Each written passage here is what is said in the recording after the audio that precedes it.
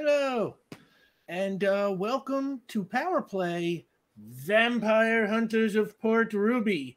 This is the game that you unlocked back in Season 2 when we did Operation Nazi Puncher with our good friend Darren DePaul. This was, I think, this was like the top tier. This was it, or one of the top tiers, certainly. And I wanted to get it off after that season. I was not quite able. Gina was always like, yeah, any day you want, any day. And I kept having to reschedule. So that's on me. But we are finally here. I'm your game master, Rick Budd, and these amazing people are Sam DeLev, our Cadrax, and B. Zelda, our Ulez Galley, and Caitlin Bruder, our Benny Beckett, and Omar Najam, our Vion Vigor. And tonight, our very, very special guest, the amazing, the incredible, the one and only Gina DeVivo. Hello, Gina. Hi. Well, I'm happy to be back, everyone. I got some new ink. I cut my hair off. I'm ready. Dalen's ready. Oh my God, yes. Yeah, we're so happy to have you back. Folks, I did scientific studies, and scientific studies show people like Gina DeVivo. And you can't argue with science, or, well, you'd think you can, but anyway. The science may not be argued. This science cannot be argued. Gina DeVivo as Dalen, probably once again returning from season 1 episode. Dalen, we'll recap all that. But first, all the usual spiel. I want to throw special thanks out to Jake and Lauren and the mods and everyone at QueueTimes. And tonight that includes a special happy birthday to Chandra, our mod. Happy birthday, Chandra. And your subs and your bits help support QueueTimes, and your donations to the tip jar help support the show and these people. It's our Feed the Cast fund. And to that end, we have rewards as usual. Here's how they work. If we get to $50, the team gets a point of community determination that anybody can draw on in case of an emergency. Nobody has any determination tonight, so that 1 point will be very valuable. And as advice to the players, play some troubles against yourself, and you can get yourself some determination. I will try, but it's like you got to watch your own determination. So yeah, $50 community determination, and if we get to $150, the mysterious benefactor. As you know, inside our game, our team has a mysterious benefactor who sends them useful gifts from time to time. We know that outside the game, that mysterious benefactor is you, the chat. And tonight, the chat can provide the team with 3 smoke bombs, which are -2 to site-based tasks. We had given the team 3 smoke bombs back in season 1. They went through them like that. So since they were so useful, I figure 3 more smoke bombs could, maybe come in handy again. I don't know. You're so nice. I have my moments, I guess. But no, I wouldn't. Don't count on my niceness. No. And if we get $250 in after credits lore drop, a revealing glimpse of some important but previously unseen part of our story or universe. Those are always great. So those are our tiers. You can see them in chat with the command unlocks. And if you can't help us out by donating, you can help us out by liking and commenting on our YouTube videos or sharing our tweets and stuff and helping promote the show. All that stuff's really important. We really appreciate it too. And your fan art, keep doing the fan art. We love the fan art so much, people. It honestly, it's it is half the fun of doing this is seeing what it looks like to you through the eyes of your art, and you've been killing it. We've got a whole bunch of great stuff. Maybe we can do another one, updated fan art reel for the next season. And you can get Power Play merchandise. There are t-shirts and stickers with Caitlin's wonderful character art and the logo our friend Hector made us. There it is. There's that logo, and there's those character arts there. Character arts. Yeah, I know English. You can get those at the QueueTimes Teespring store. Jake will pump that link down into chat. The game we play here is called Icons. It's published by Ad Infinitum Adventures. It was created by a cool guy named Steve Kenson. You can find him at Twitter at @skenson. And the book edition that I have is published by Green Ronin. I still don't know if they have more of those yet, but I think you can get like printed PDF copies, or just the PDF. If you want to get it. It's a cool system. We play a hack, but it's even great if you just play it as as recommended. So yeah, icons. And you can follow the show at Powerplay RPG on Twitter and Instagram. Powerplay is now available as a podcast for the podcast inclined. You may find that wherever fine pods are casted. And that's the announcements. Time for Vampire Hunters of Port Ruby.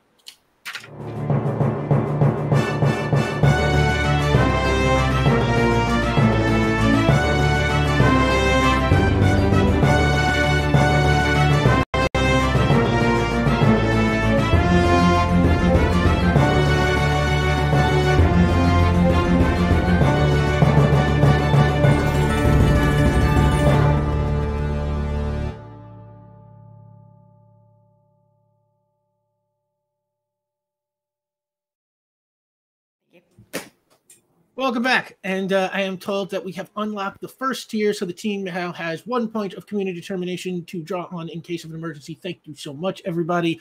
Next tier is $150, unlocks the mysterious benefactor gift, which is 3 smoke bombs, which are -2 to site-based tasks. -2, of course, to the person you throw them at, not you. Just in case that wasn't painfully obvious. Previously on Powerplay. So way back in Power Play Season 1, Episode 3, we met Dalen Prawley, played by the magnificent Gina DeVivo. And due to a misunderstanding, Dalen was targeted by a vampire con artist named Hugo Hill, who was played by Gene Hackman. And he thought she was rich. So Hugo turned Dalen into a vampire and demanded $1 million to turn her back. Now, Dalen's girlfriend, Bella Murata, who is played by Michelle Rodriguez, was a superpowered mind reader, and she tried to earn the money by working for the crime boss, Mickey Bomberg. But later, she enlisted our three of our main heroes, Vion, Benny, and Cadrax, to help thwart Hugo and free Dalen. In the course of their adventure, the team saw that Hugo had fangs and super strength and the ability to sense other vampires and turn himself into a shadow. And Dalen, as his thrall, had some of those abilities as well. So it wasn't easy, but in the end, they were able to free Dalen, and Hugo was caught and went to jail, where he stayed because he was hoping to beat the rap and not lose his club and his fortune. However, in our season 2 finale on the in-game date of November 15th, the same day the Glass Tower was liberated, Hugo was visited in his cell by a mysterious vampire master who was played by Mads Mikkelsen. And he also happened to be Hugo's own sire. The master mentioned the feast was almost upon them, and that when he called in 3 weeks' time, he expected Hugo to answer. Hugo seemed less than thrilled about the visit, and he waited until the master was gone, and then opined that he was going to need some help. But that is not where we pick up. We pick up 10 days after our Season 3 finale. It is Thursday, December 24th, 2020. And we are at the apartment of Dalen Prawley and Bella Murata in Ruby Village. We visited this apartment in Season 1, Episode 3. Dalen, you are at home with your girlfriend, the mind reader, Bella Murata. What do you think the two of you are doing on Christmas Eve day? We are snuggling. There is a feast of bodega junk food. Lots and lots and lots of empty wrappers, candy. It clearly was like a whatever we have left in pocket change is going into this store. Intense snuggling. And there is a tiny chihuahua resting on one of the shoulders. And Dalen's legs are fully like up wrapped on like a shoulder on Bella. Like, clearly they've been snuggling for a while, and there is a garbage B horror movie on, like a giant crab, old 50s movie. But they have put a Christmas hat, sort of just like a fuzzy, bald looking monstrosity that was probably bought at a dollar store, is over the bunny ears on their television. So the reception looks terrible. I love that in 2020 you watch TV that gets bunny ears reception. You think I pay for that? No way. I don't own a computer either. Yeah. Oh, yeah. No, this is my kind of couple. I like these people, and this sounds like my kind of Christmas.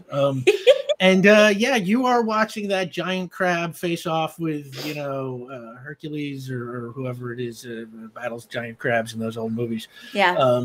And it's the good part. Come on, this is my favorite. And she's definitely falling asleep, and I'm clearly still the night owl, who maybe stays up a little bit too late still.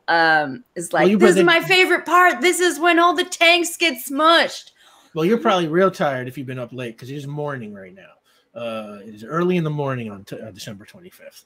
And so maybe you've been up all night watching. I have. As I'm yelling at full volume, I turn and see that she is definitely asleep and has been for many hours.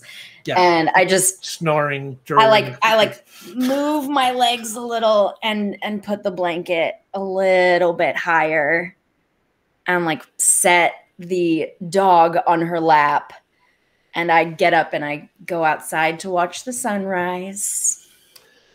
And yeah, the sun is just starting to come up, and light spills over Port Ruby. And while you are taking it all in, you hear like a knocking, and stops for a second, and then knocking again, and then it stops for a second. It gets a little louder. We got a bird's nest again? And then you realize it's coming from inside. Someone is knocking on your front door. What time is it? Let's say it's 6 a.m., something like that. When does the sun come up in December? Something like that. I moan all the way to the door. Yeah, and Bella, has not moved. Doesn't hear it at all, even though she's in the same room with the front door. And yeah, knock, knock, knock. I make a latch sound, as if to signal, like, stop knocking, I'm opening. And just one latch opens, and then click the buzzer and just, what? Am I speaking with Dalen? Who's asking? And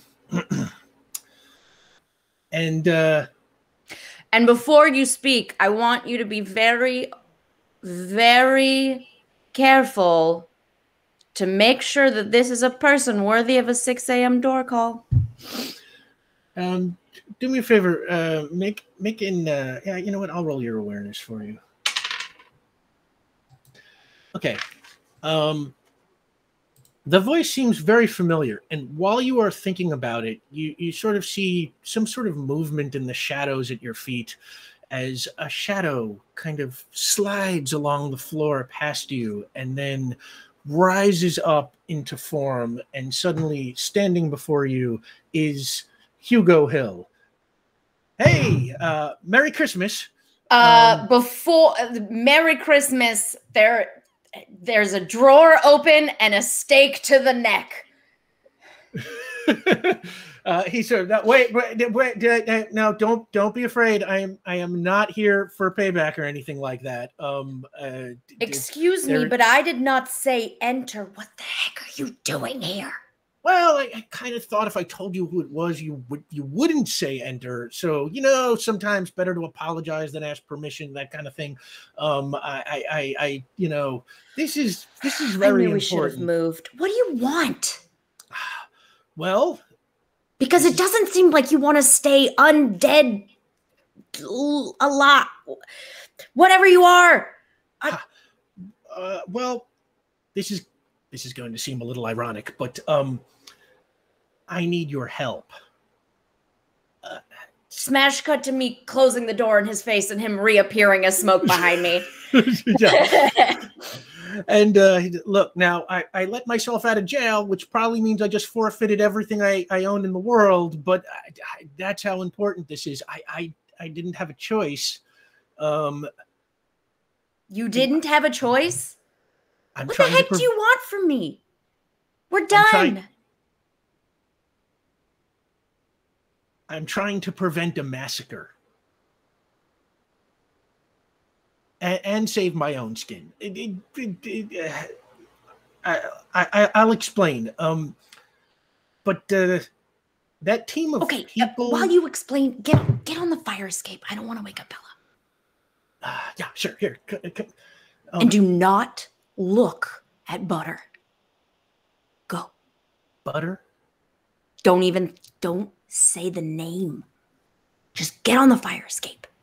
And he kind of looks around curiously and starts walking towards the fire escape.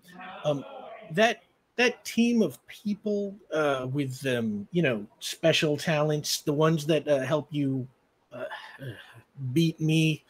Yeah, what about them? We're gonna need them. Maybe you should invite them over. You're serious? Dead serious.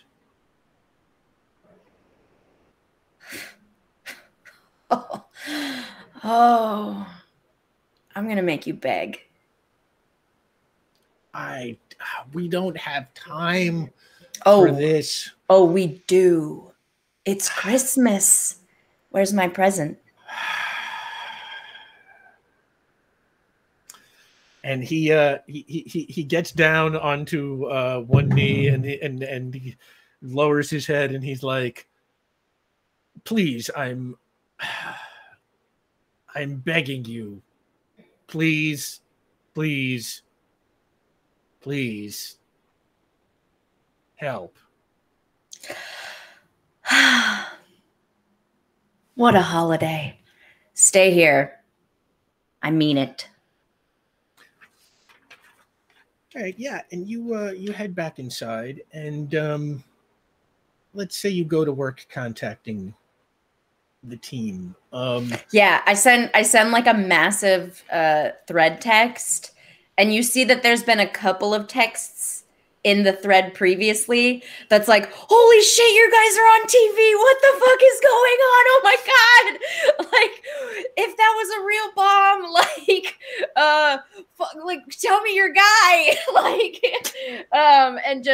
and then like a handful of like, Happy Halloween.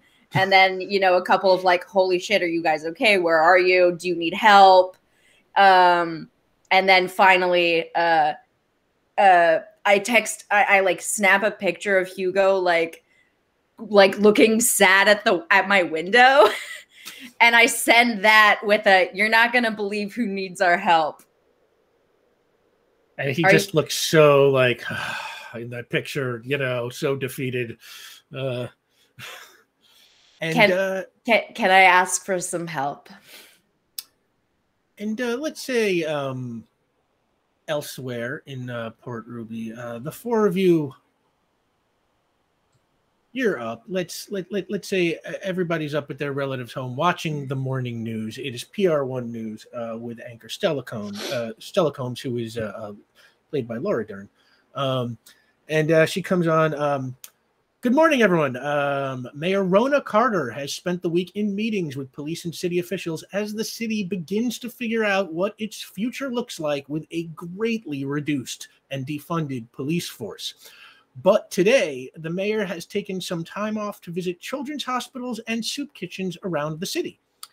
In other news, the police, who remain very much on the job for now, were called in to investigate a very strange incident that took place yesterday at Grandview Bank in the River Grove neighborhood of Avalon. PR1 sent reporter Nina Harmon to find out what happened. And it cuts to Nina Harmon, who is, we'll say, played by Eva Longoria.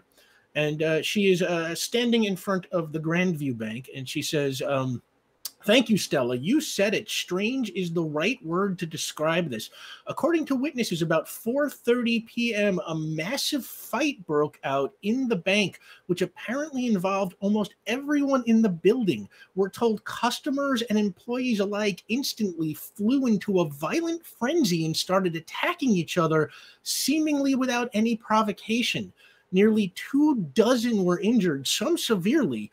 And Stella says, "Nina, do we have any idea what caused the initial disturbance?" And Nina responds, "No, Stella, nothing firm. Some witnesses did report seeing a reddish gas or mist of some kind in the bank just before the violence started, but city health officials haven't been able to find evidence to support that yet, and it is unknown whether or not it's even related."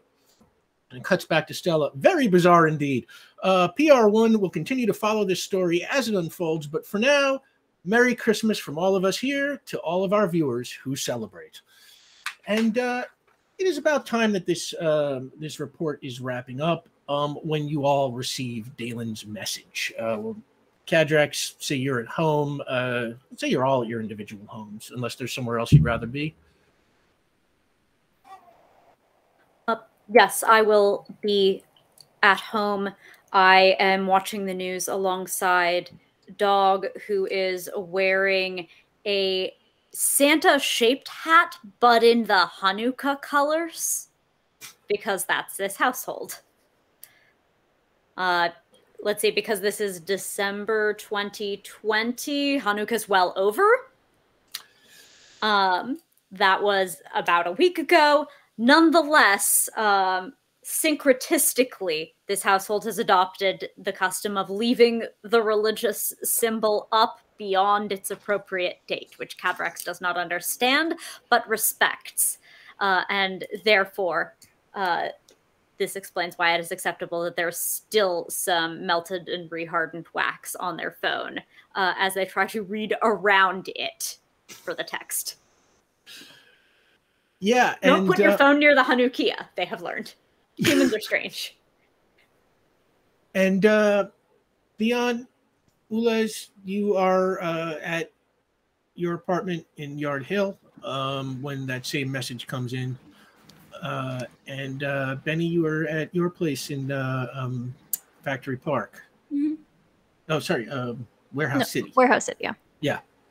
If Benny's here, that means that she couldn't afford to fly home for the holidays. So she's probably in the apartment by herself, and probably her roommates are probably all gone home or with family for the holidays. So she's probably just like chilling, eating like Fruit Loops on the sofa in the morning. Like, yeah, you have a standing invitation to join Adam, Aubrey, mm-hmm. and his place. Mm-hmm. And you all receive that same message in the same chain.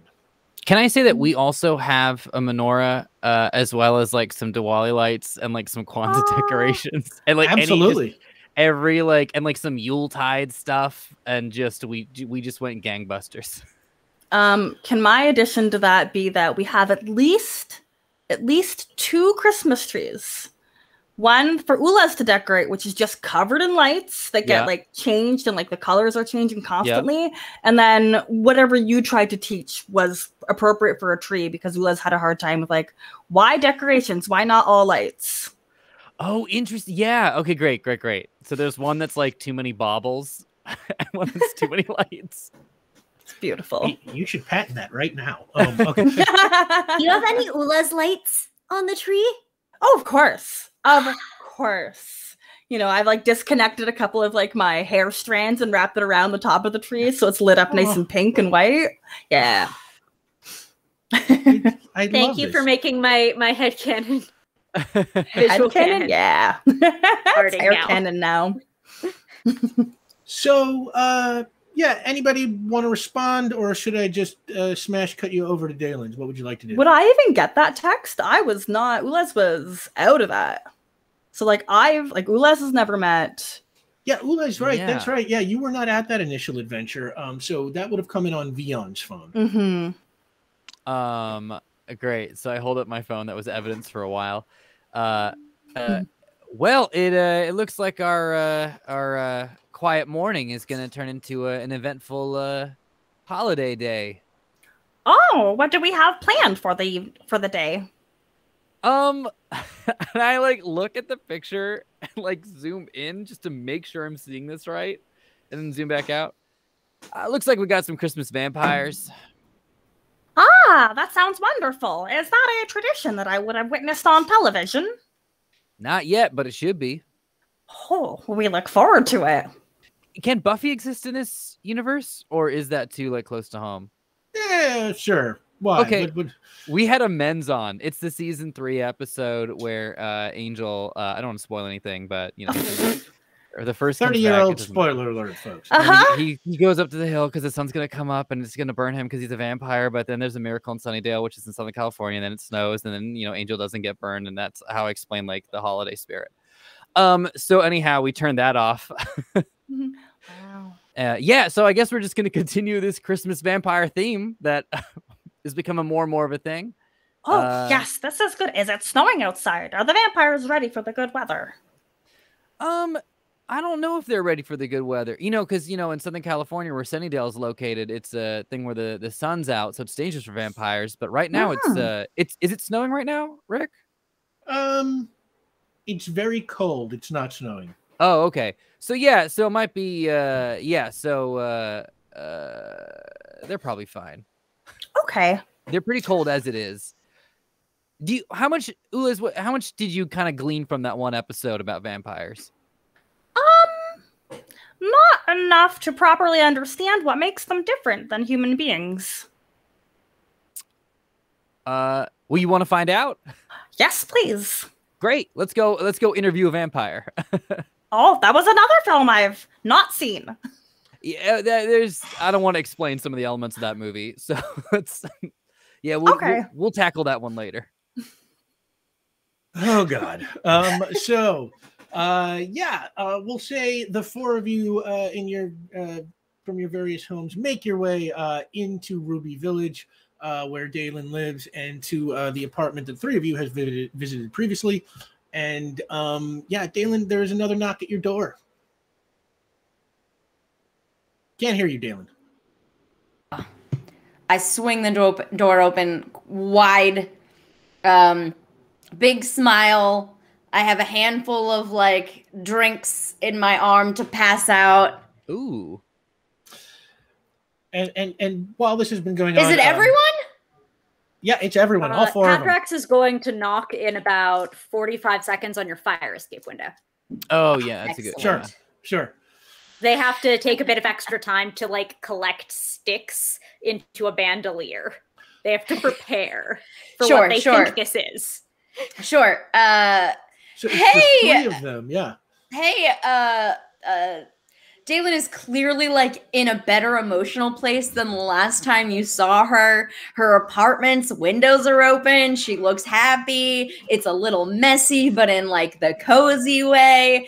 Lived in. It's way more lived in, and it's clear that 2 people live here now, and she's passing it out, and she clearly like has a bit of that like she's had a little bit of a parasocial relationship because she's been watching you guys, because you guys are famous now, and she like hands you some of the drinks. I didn't know what you also, hey, we didn't get to meet last time. I'm Dalen. Thanks for coming. I don't know if you celebrate today, but I really appreciate you guys coming. I'm a little thrown off, and Bella's still asleep, and I haven't quite told her that he's on the fire escape. Oh, hang on, there's not. Who's on the fire escape? And you see Bella kind of wander out of the bedroom, kind of rubbing her eyes. Oh, Cadrax.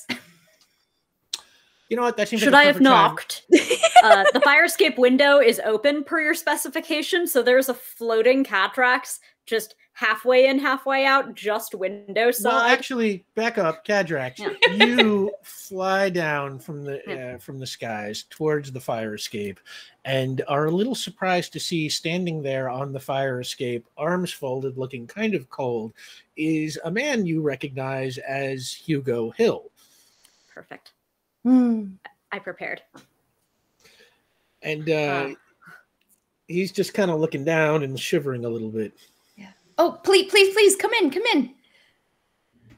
Also, Bella, don't be mad. We're okay. What is that guy doing here? Also, hello, everybody. What is that guy doing here? Begging and waiting outside like the rat he is. I hope he's begging for a knife to the throat, and he goes to the kitchen and starts. Don't worry, I already did threaten a sharp object and she's like following her to the kitchen. And has left the door open. She's clearly way less security based. She trusts you guys. You're all welcome. And Hugo kind of, stands there as Cadrax lands on the fire escape and pokes their head in. And he kind of nods awkwardly. Hey, I remember you. I draw my stake and I pull it to his throat. Yeah, you tried to do that last time. And he kind of like backs in to the apartment. He's sort of like, Dalen? The apartment's kitchen is a galley kitchen, but it has like a hole to the living room so that it doesn't feel quite as boxed in. And Dalen just like throws herself over the kitchen counter to pop her head out of the hole. And is just like, not yet. He's trying to stop a massacre, which I think might actually be a good thing.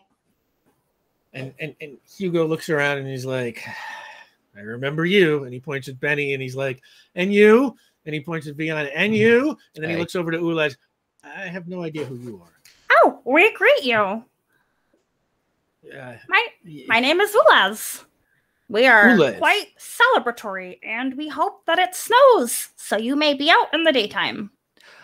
We just watched the Buffy episode of Men, season 3, where Sunnydale snows, it's a miracle, Angel survives. It's the first appearance. Later comes back in season 7. Anyhow, really quick for the benefit of Ulez, could we get a sort of rundown of the difference between what makes vampires sort of like special and unique from some of our resident experts?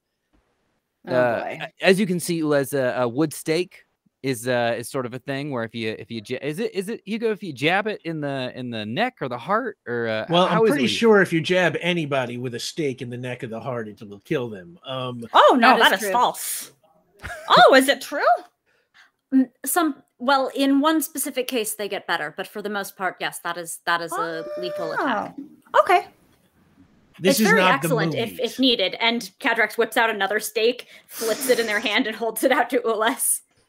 Thank you. That's great. That's great. This is not the movies. In the movies, vampires turn into bats, and they get afraid of crosses and holy water and all this. And they're total dicks. And they're total dicks. Another fiction from the movies. Now. In real life, the blood drinking thing is true. Okay, I don't want to get not all wrong. But in real life, we have greatly enhanced strength, as Dalen once had before she gave up her powers. Excuse me, liberated myself from your. Just keep going. I don't even want to look at you. Hey, I say vampire, you say vampire. You know how it is. Now, we can turn into shadows. We can grow fangs that are, useful as weapons. We can detect each other's presence at a certain range, and some other cool stuff. But yes, vampires are not exactly undead, but as you can see, can be restored. As Dalen was once a vampire and is now back to being human. It is like a phase, a transition. In a way, most vampires never get to go back, but in this case, if I didn't want to die. So, speaking of which, I'm glad you're all here. I needed some heavy hitter help, and y'all seemed like the people for the job here. Here, come in. Not you. You stay. and I arrange the living room furniture, just like push it a little bit so that we can all have an audience, and he stays on the fire escape. It's a long beat till Cadrax finally draws the stake away. It's like they move as much of their body as they can. They sort of extend their arm out for maximum time of stake to throat. But then they go and they sit inside. And he kind of pulls his coat a little closed. And, okay, where to start? The way I sired Daylin, I too have a sire. His name is QueueTimes. Oh, we have a question. Yes. You sire, is that a human term for when you are procreating and making the smaller versions of yourself? Not literally, but it is when a vampire turns a non-vampire into a vampire, they are that new vampire's sire. Okay. It sort of means that you're forced to kind of do whatever they say. It's really annoying. Oh, that is terrible. Mm-hmm. It's a complicated mix of benefits and drawbacks, but we can deal with that later. Okay. My sire's name is QueueTimes, and he is at the top of the chain, so to speak, the master of all vampires. All. And you see, most of us feed off of regular mortals. Their lifeblood becomes our sustenance, but QueueTimes feeds off of the vampires he creates. See, every so often, he empowers... Sounds like a good guy to me. Every so often, he empowers a new generation of Nosferatu, and then he sends them into the world and lets them grow strong by feeding off the humans. Eventually, he calls them back to him and feasts upon them until he is sated and recharged to his own full power. A few survive each time, but most don't. That feast started 10 days ago. QueueTimes is in Port Ruby, devouring his vampire children. Now, I was hoping he might get full before he got to me. I've survived a few of these things before, but it's getting a little too close for comfort. Now, I don't expect you to care about what happens to old Hugo, and that's fair after what I did to Daylin, but after he's done, he's going to make a whole new generation of bloodsuckers and send them out to feed right here in this city. Dozens will be sired, and then thousands will be killed by this new generation as the cycle repeats itself.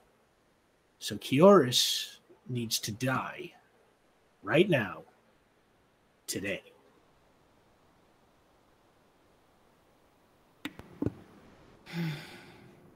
And as a special bonus for you hero types, if we kill QueueTimes, all of his vampire minions will revert into ordinary people, like Daylin here. Oh. Even you? Even me.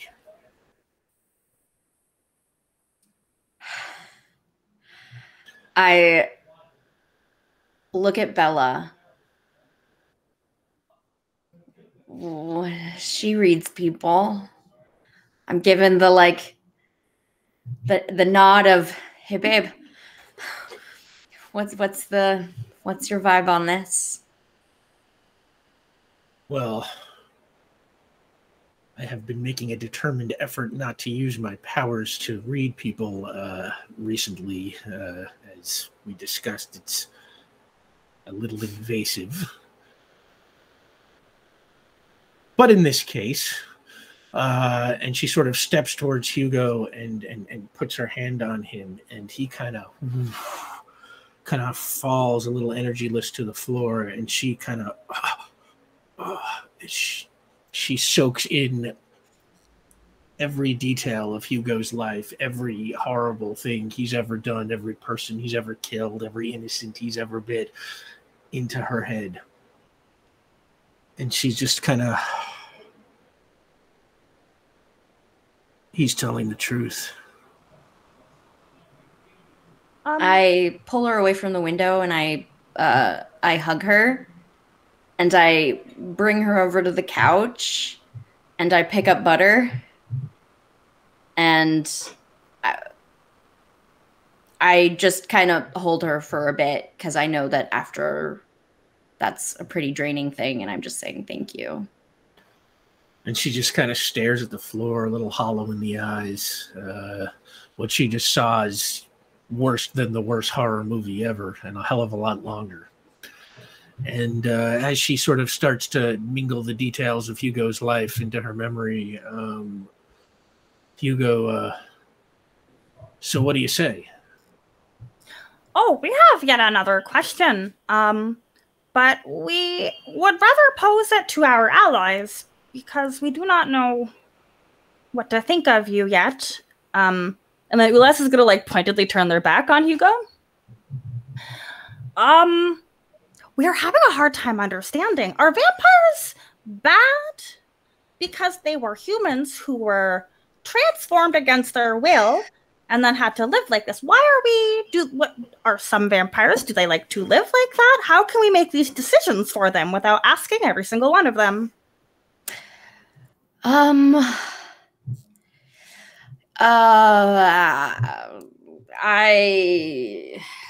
Here's the thing. I was only a vampire for a very short amount of time. And if you choose to be a vampire, you are choosing removing a barrier of valuing human life. And if you aren't, that choice has already been taken from you. Okay. That makes sense. So, not asking each vampire seems okay to me because most don't choose it, and those that do are really into eating people. So, Hugo, for what it's worth, vampires can only survive by killing people, and I don't know, just an old man's opinion, but something that kills other people should never just be chalked up to a matter of personal choice and freedom. I think everybody should be able to feel safe. Well, now I feel that way. I think I throw a cushion at his face. That was fair. I just like thinking of the time that she had to like feed on a bus driver to survive, you know? And to hear those words come out of his face, his stupid fanged face.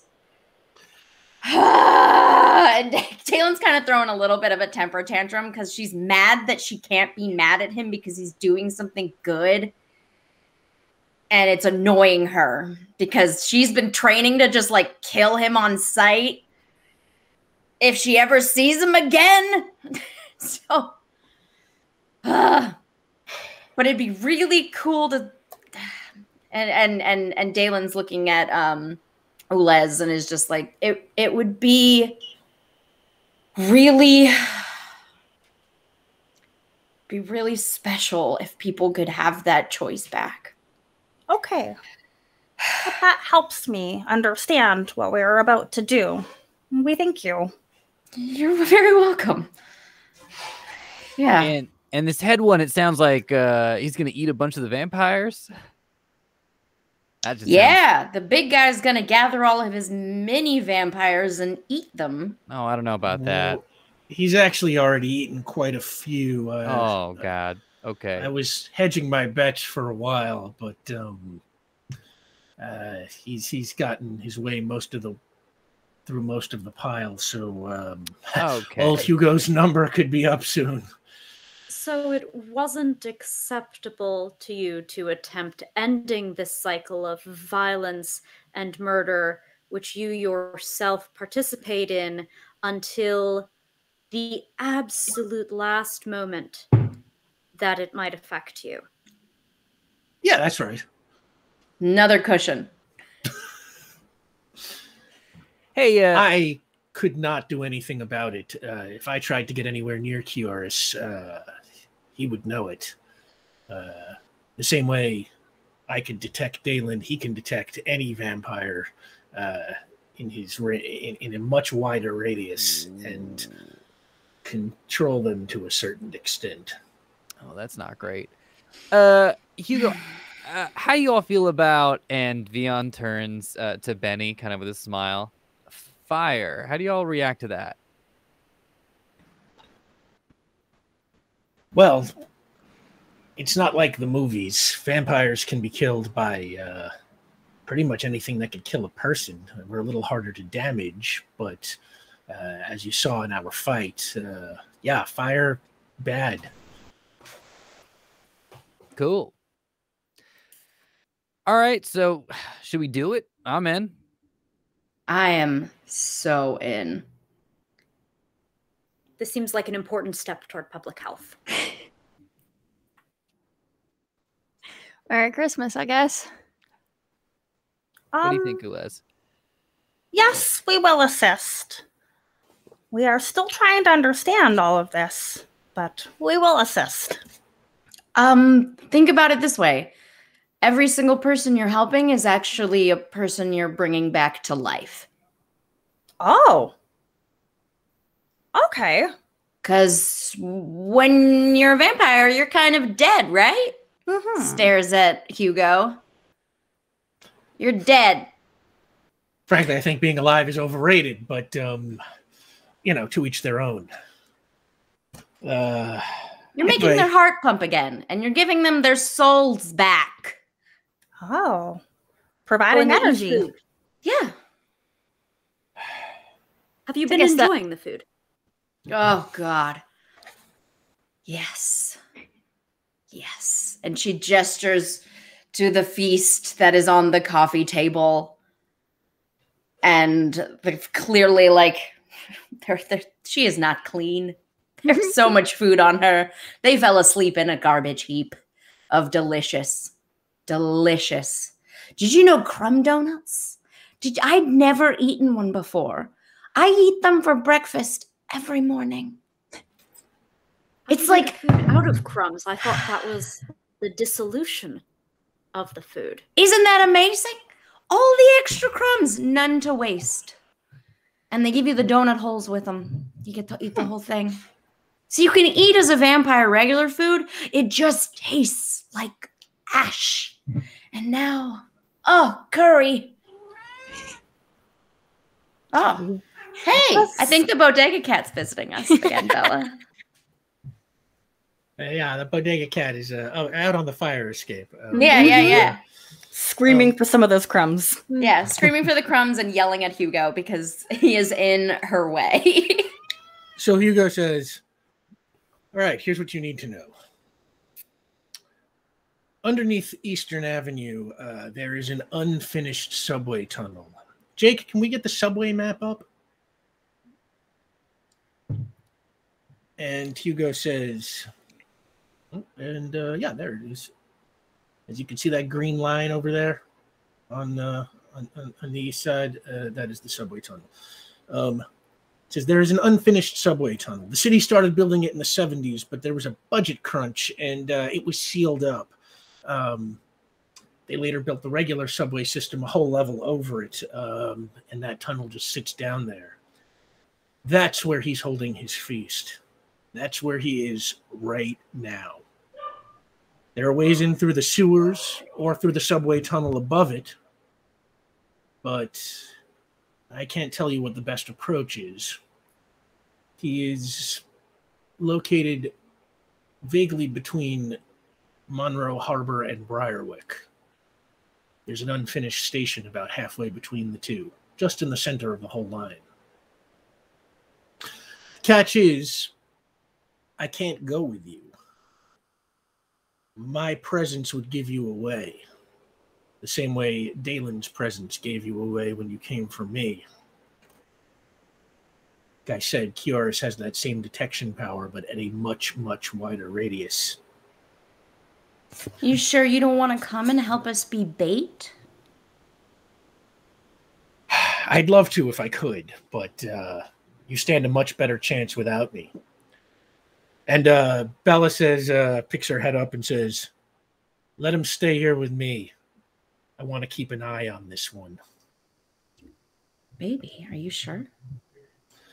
She gets up and walks to the kitchen and pulls out a big knife, and she's just like, if he gets anywhere near me, I'll put him to sleep with my powers, and well, we'll see how many pieces he can be carved up into and still wake up. I open the pantry to block us, and I give her the biggest kiss. She's like, she points to Hugo, sit. And he's like, on the couch? And she's like, no, right there on the floor. Sit. And he sits down. I let her read me for like 1 second while my face is still near her. And it's just, you're so hot, you're so hot, you're so hot, you're so hot, you're so hot. And then give her a wink. And then I kind of gestured to the rest of the group, and I'm like, anybody need a weapon? Oh, what are you offering? Yeah, what you got? Follow me. I've been waiting for this for a long time.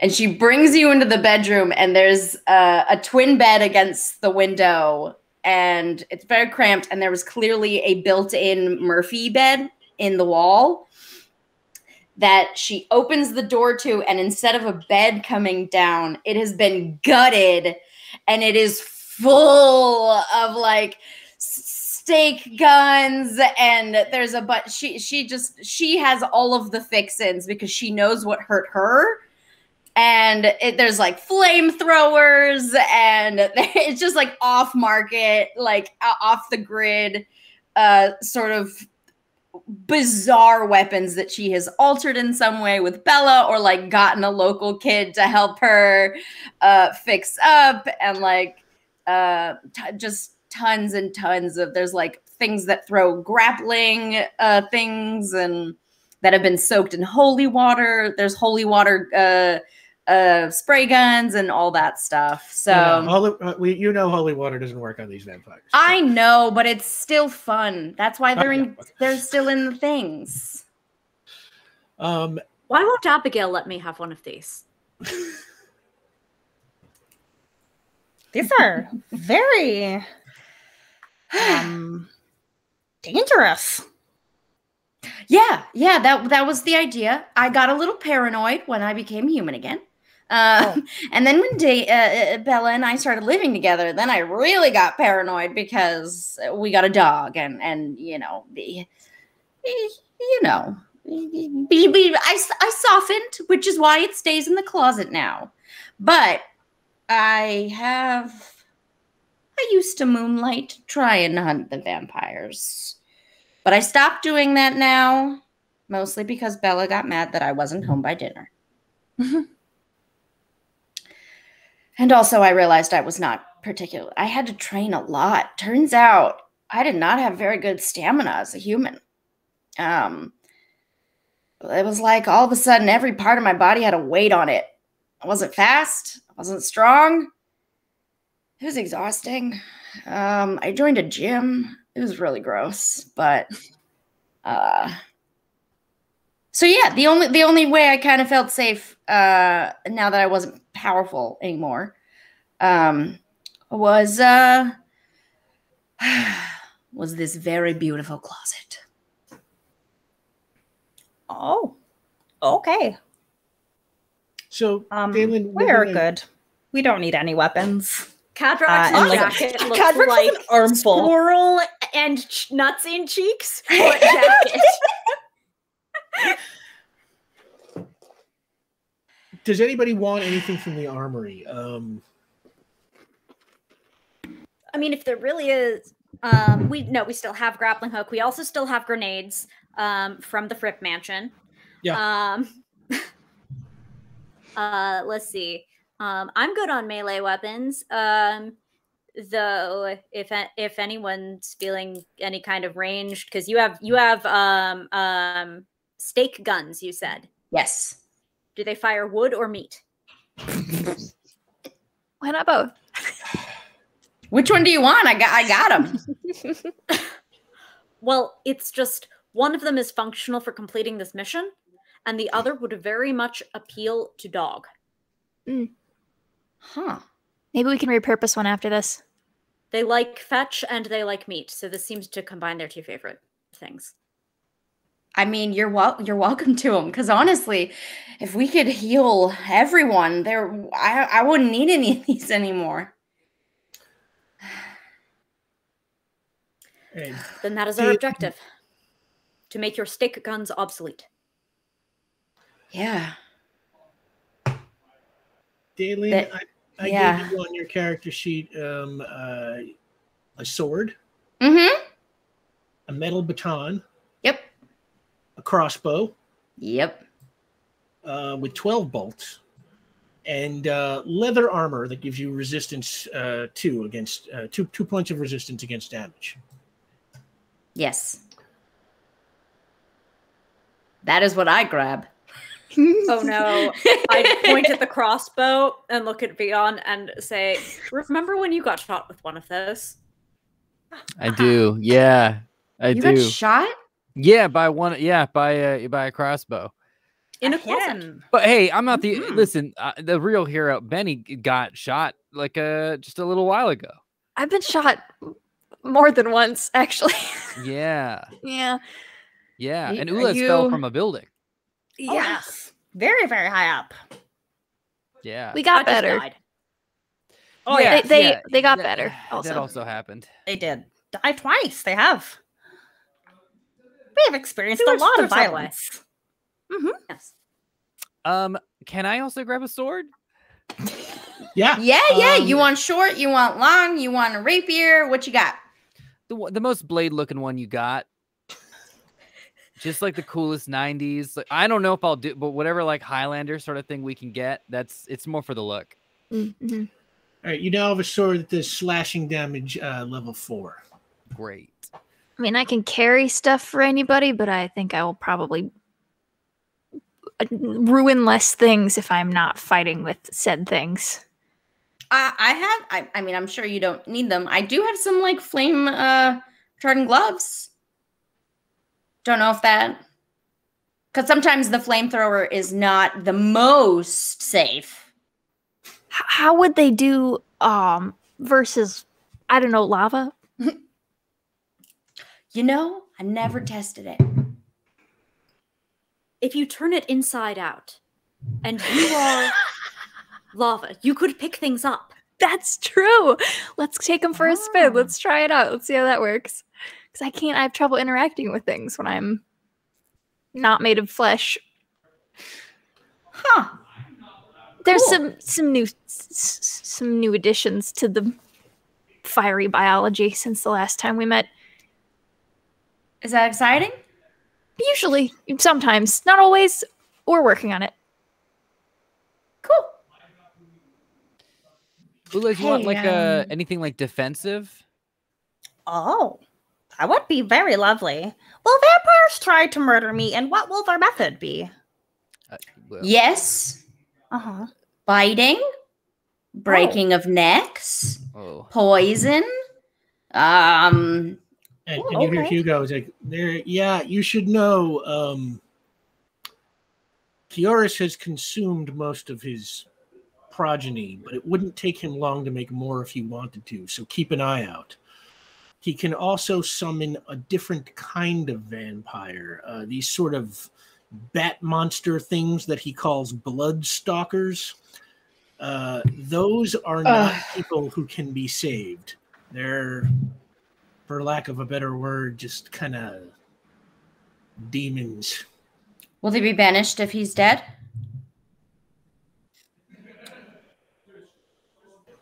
No, I think you have to kill those. Oh. And I would advise killing them on sight. Don't have to tell me twice. So, And I hand Ulas some leather like bracers and things like that. Ooh. Sometimes they tend to go to for major arteries. Wrists are really popular. Oh. I have circuits, but I do not know if they function or if they would be as tasty as arteries. Vampire bites you and they get electrocuted. Is that what we're hoping for? Yeah, I'm not sure. I'm just letting you know where there's sort of like muscle memory of locations that they tend to snap at. Okay. Also, Liz, throats. We're gonna raise your resistance to +2 while you're wearing these additional armor pieces. I love it. I am also being told that we have unlocked the smoke bombs. So let's say first, thank you so much, everybody. That just puts us and just a little bit below our after credits lore drop. Let's say you take 3 smoke bombs that give -2 to site-based tasks with you. Thank you. And Doc, you're all geared up? It is all very, very lovely. Though very few can compete with that which comes from home, and they'll show their Plasium buckler. Yeah, Cadrax with the Plasium buckler that deals level 7 damage. Alien metals, bro. Alien metal, can't beat it. So you've all got what you want now. Let's see, Vion has a sword that deals level 4. There is also blade sword is a katana, by the way. Oh yeah, it would be a katana. And I think yeah. also the Highlander sword is a katana too. I'm not the biggest Highlander. It's fine. No, I'm sorry. That's not an assessment of it. I'm just saying that's as far as my knowledge goes. It is. There is also a full leather protection armor on Butter now. Oh, Butter. Butter and I match. Are we allowed to meet the dog? Because I do think at some point Cadrax just edges. The sideways don't actually face on someone, edge closer and closer, and murmurs over, "May I meet your dog?" Yeah. Dalen grabs a treat from their pocket and like hands it to you, and then just says, "Just call their name. They'll smell it." Cadrax kneels down, then looks back up. Oh, What Butter. is their name? Butter. Sorry. It's just been the two of us for a while. Butter. And Cadrax, under that will also be dog pitch noise, which is how they call dog. And Butter just comes,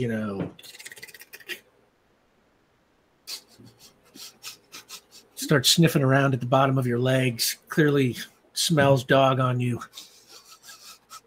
I'll slowly lower my hand a little closer so that the awareness of treat happens. We'll have just a little, on, 2 hind legs. I'll put the treat up against the snoot.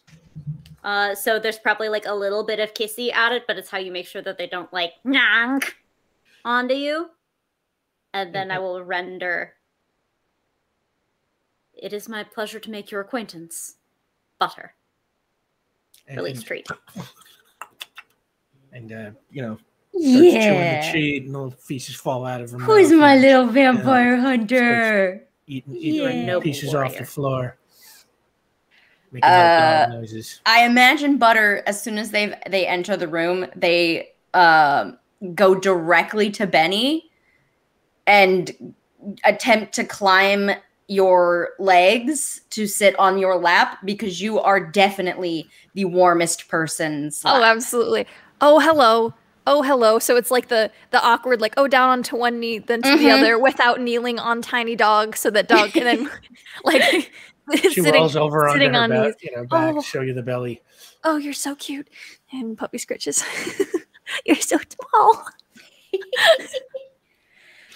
All right. So we drove. Oh, great. We brought the van.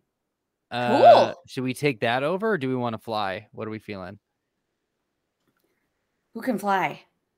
Oh boy, what a loaded question. A bunch of us can fly, a bunch of us can teleport, you know. It's really up to us.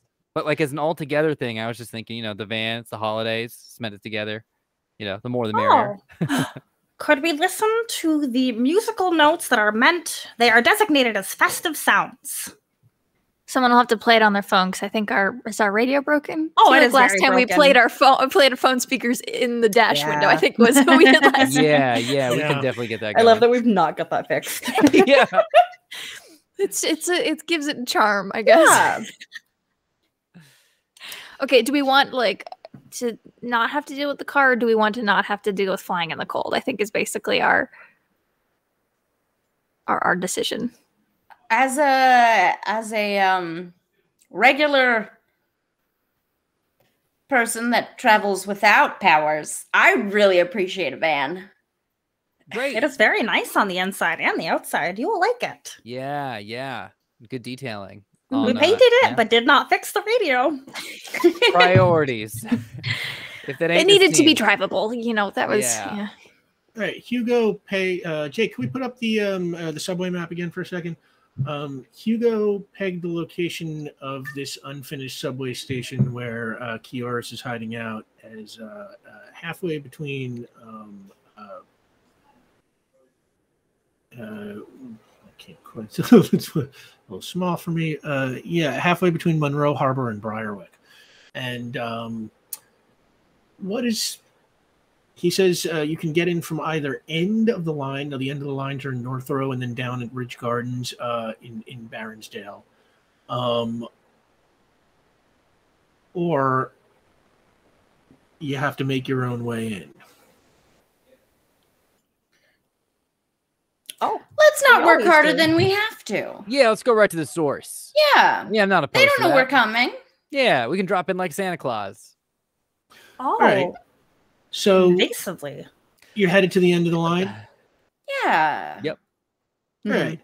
I'm going to say, just to keep things rolling, Hugo tells you where the end of the line is in Northrow and where it is in Ridge Gardens. Which one do you go to? You want to approach from the north or the south, basically? North. Yeah, that sounds good to me. So you It gives return us to a new Northrow. location. Well, no, you're returning to Northrow. You have been there. That was the site of the Serrano mansion and where you had the fight with the police over Orson. So, yeah, and Can I just very say, as recent. Yeah, as we're heading out, we already geared up, so we're walking out like out of the hall in like all of our Vampire Slayer outfits on Christmas, and Beyond's kind of just pointing back at the monster movie, being like, you know, the funny thing about the crab that fought Hercules, not that big of a crab. I know, right? It's just a model. Just a similar, looking just a similar little, crab. It was slightly bigger. We passed someone in the hall. Fought Hercules is now a canon movie in our universe. We pass a neighbor in the hallway, and Benny's like, they see this whole gaggle of people, and Benny's like, "Merry Christmas!" and just head to... Hey, poor Ruby, what are you gonna do? What are you gonna do? It's like a couple of old people who just kind of like rush inside their apartment. I am told we have unlocked the after credits lore drop. Damn that show people. So much, everybody. It is like Christmas. Yeah, it's the holiday. Celebrating. Yeah, thank you so much, everybody. Y'all just always on that, and we super appreciate it. I will add that the ode couple that like shoos away from all of us, like pushes a kid's face back that's like 13 or so, who's like, "Yeah, Dalen!" Like, and Dalen gives like a quick like wink and flashes like a little bit of the flamethrower. Clearly, this is the kid that like it was helping Dalen one day, just like hanging out in the hall. Kid's like, "Grandma, can I go with them?" And Grandma was just like, "Just get inside." When Happy holidays. is Port Ruby Comic Con? Oh my god, we would be headliners. PRCC, man. Just saying. We will deal with that. I don't think on Christmas Day. No. I mean, I also assume not, but I was thinking of like, what's the first thing I would think? It's, oh shoot, when's PRCC? I love that. PRCC, yeah. Okay. Yes. Oh, I'm excited. I'm gonna make a All right. note about dealing with We gotta that. figure out when in universe con season is, so we show up at Port Ruby Comic Con. Oh My God. I will order a helmet for that episode. I do think that Ulez has been explained or mistaken as a cosplayer. Oh, before. often, Multiple yeah. times. That or a Yeah. motorcyclist. Yeah. Motorcyclist or So cosplayer. this is- Several this is- occasions, yeah. Yeah, their current outfit with like the actual motorcycle helmet, the dog ears. Yeah. They're probably like wearing a Christmas scarf as well, or like some kind of festive scarf. Well, yeah, 'cause And we then they shot them. have bulletproof or stab proof. Yeah, it's a look. Mm-hmm. Well, but I like to think I was saying earlier that the leather bracer is the same color leather as the motorcycle helmet, so there's still like some communication Cohesion. between Oh, the the contrast. pieces, you know. Beautiful. Beautiful. Ulas is fashion and they don't even know it. Yeah. That's the best way. I'm so glad that's the color leather I bought. Wow, yeah. So we get in and we play just a real tinny holiday song.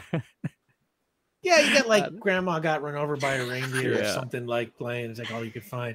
And, on Christmas Eve day, everyone's running around doing their last minute shopping and so on and so forth. So it's a little crowded out there. And, it takes you, a good, 30 or 40 minutes to get back into Baronsdale so you can come up. Oh, no, wait, you're going to the North Row. Yep. So to head up to North Row so that you can now come south down this tunnel. I love the dissonance of Christmas Day, holiday music playing in this van, being like, okay, so we want to kill the demon-looking ones. Mm-hmm. We want to keep alive the ones that look human because we can make them human again. Yeah. And then we want to kill again whoever Big Bad is. Yeah. Cool. Are the demons truly irreparable? Is there no way that we can upgrade them or provide the organic assistance to help them be their best? I say we try it. Yeah, honestly, on that front, I wouldn't take Hugo's word. I'm on the board of keeping as many of these little suckers alive until we can free them, and if they continue to be jerks, I get to send them to jail. Oh, yes. I was a law student. I don't know if you knew that. I was. Not anymore. We But get the softest, gentlest vampire hunters on this side. As in the background. And Peggy. A reference. Just like, wow, having morality conversations about dead and undead. But in realistic terms, did we get photo identification from Hugo of Kioris, or any other way to distinguish him from the vampires whom we are not going to kill? I know Bella Murata could like sketch a memory kind of deal, Sure. but like let's say, sure, I like that. Let's say that Hugo had a picture on a little burner phone that he had, and Cool. you see Kioris. Like I said, he's played by Mads Mikkelsen. He is. And wearing- have I been doing any research into this? This has kind of been what I've been doing while everyone else has been. I've been sort of trying to document, and probably since I was doing pro bono work, I probably started a handful of I am a vampire, but I don't want to be a bad vampire, support groups and things like that, Tell you what, make an intellect roll. Your intellect is 4. Was it like the 12-byte program? Exactly. Boo! Okay.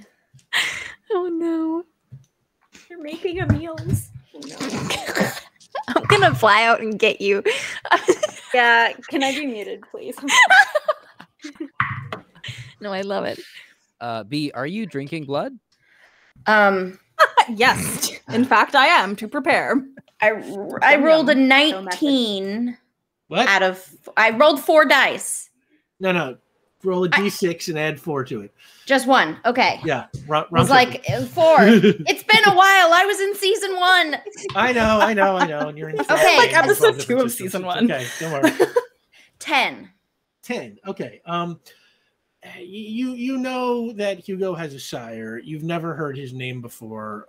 You have heard vague whispers of a vampire master who goes back hundreds, perhaps thousands of years, but you don't quite know how much to believe any of what you have heard, how much of it is folklore versus how much of it is real. Sure. The photo shows, like I said, Kioris, and he's wearing kind of a very stylish looking kind of modern suit, kind of a black suit. It's not really a business cut, more of like a kind of, like a leisure cut. And, it's like a white button shirt underneath it, no tie. It's just kind of white shirt, black jacket, black pants, simple, classic look. And he's just a little scary in the eyes, but otherwise just kind of looks like a guy as far as you can tell from the photo. They're never just a guy. It's because they're never just a guy. Sam was like, heck that noise. Yeah, Sam is out. And Sam's back. Yay! So, Hugo directed you to a subway station in Northrow, where he says if you go through a certain door and then climb down through the tunnel, you can go down a ladder, and that will bring you to another door that leads to the sealed up subway system, the unfinished one that he described. And can I just narrate you through that part? You enter the subway, you go down, to the end of the platform, you walk along the edge of the platform, you go down this ladder, and it's very dark down here. They do not anticipate people coming down here. Even work crew almost never comes down to this place. It's been sealed off since the 70s. I put on my night vision goggles. Can I have night vision goggles? You can borrow the team's night vision goggles, something the mysterious benefactor bought them way back in the day. You have a pair of night vision goggles. They've been in the van forever. They're dusty. Yeah, they have been in the van. Wait, I give them a good once over like it's a Nintendo cartridge. They work at distance too, so you could see about the distance of across a street. Great. Ulez's braids always cast a little bit of light unless they specifically don't want them to, so that also kind of adds a little bit of illumination here. Cadrox, I think, would like to do some consistent pinging then. Okay. Just go bat mode. So I can do one ping roll, and we can kind of set that up of their ping awareness. Cadrox, give me a roll for your, let's call it, sonar repeat ping thingamabob. Yeah, echolocation. That's much smarter sounding than what I came up with. All right, 5 on the die, plus what's my bonus now? 13. 13. Okay. Wait, 13. Might be more. Your I think it's 14. Power level is 7? Yeah, because 7 plus 2 for the specialty plus 5. Right. 14. I forgot I have. Yeah, you got the specialty. So, yes, we're going to say that this is you're going to give out a continuous, a burst every, 30 seconds to a minute and just see what happens. You are standing on the side of, we'll say, a sealed metal door. Cadrox, your first ping reveals a long tunnel on the other side of this door. As far as you can tell, you just sense, an empty tunnel. All right. What seals it? It is sealed with rivets. It looks like it is not designed to be opened. It is sort of just this was once a door. Somebody shut it up, and if you want to open it up, you gotta I guess they plan to undo the rivets and take it apart again. Oh, that's right. cute. It's not meant to be opened by people who aren't Benny. Hands on fire. Take a second, and they kind of, I'm not gonna do whole body, but melts into. It burns brighter, hotter, and then the cracking of the skin, and then just magma up the arms. And I just want to hands on where the rivets are, and then I'm just gonna take bites out of where it's connected. Just pull the metal out. That is okay. new. Yeah, Benny, make a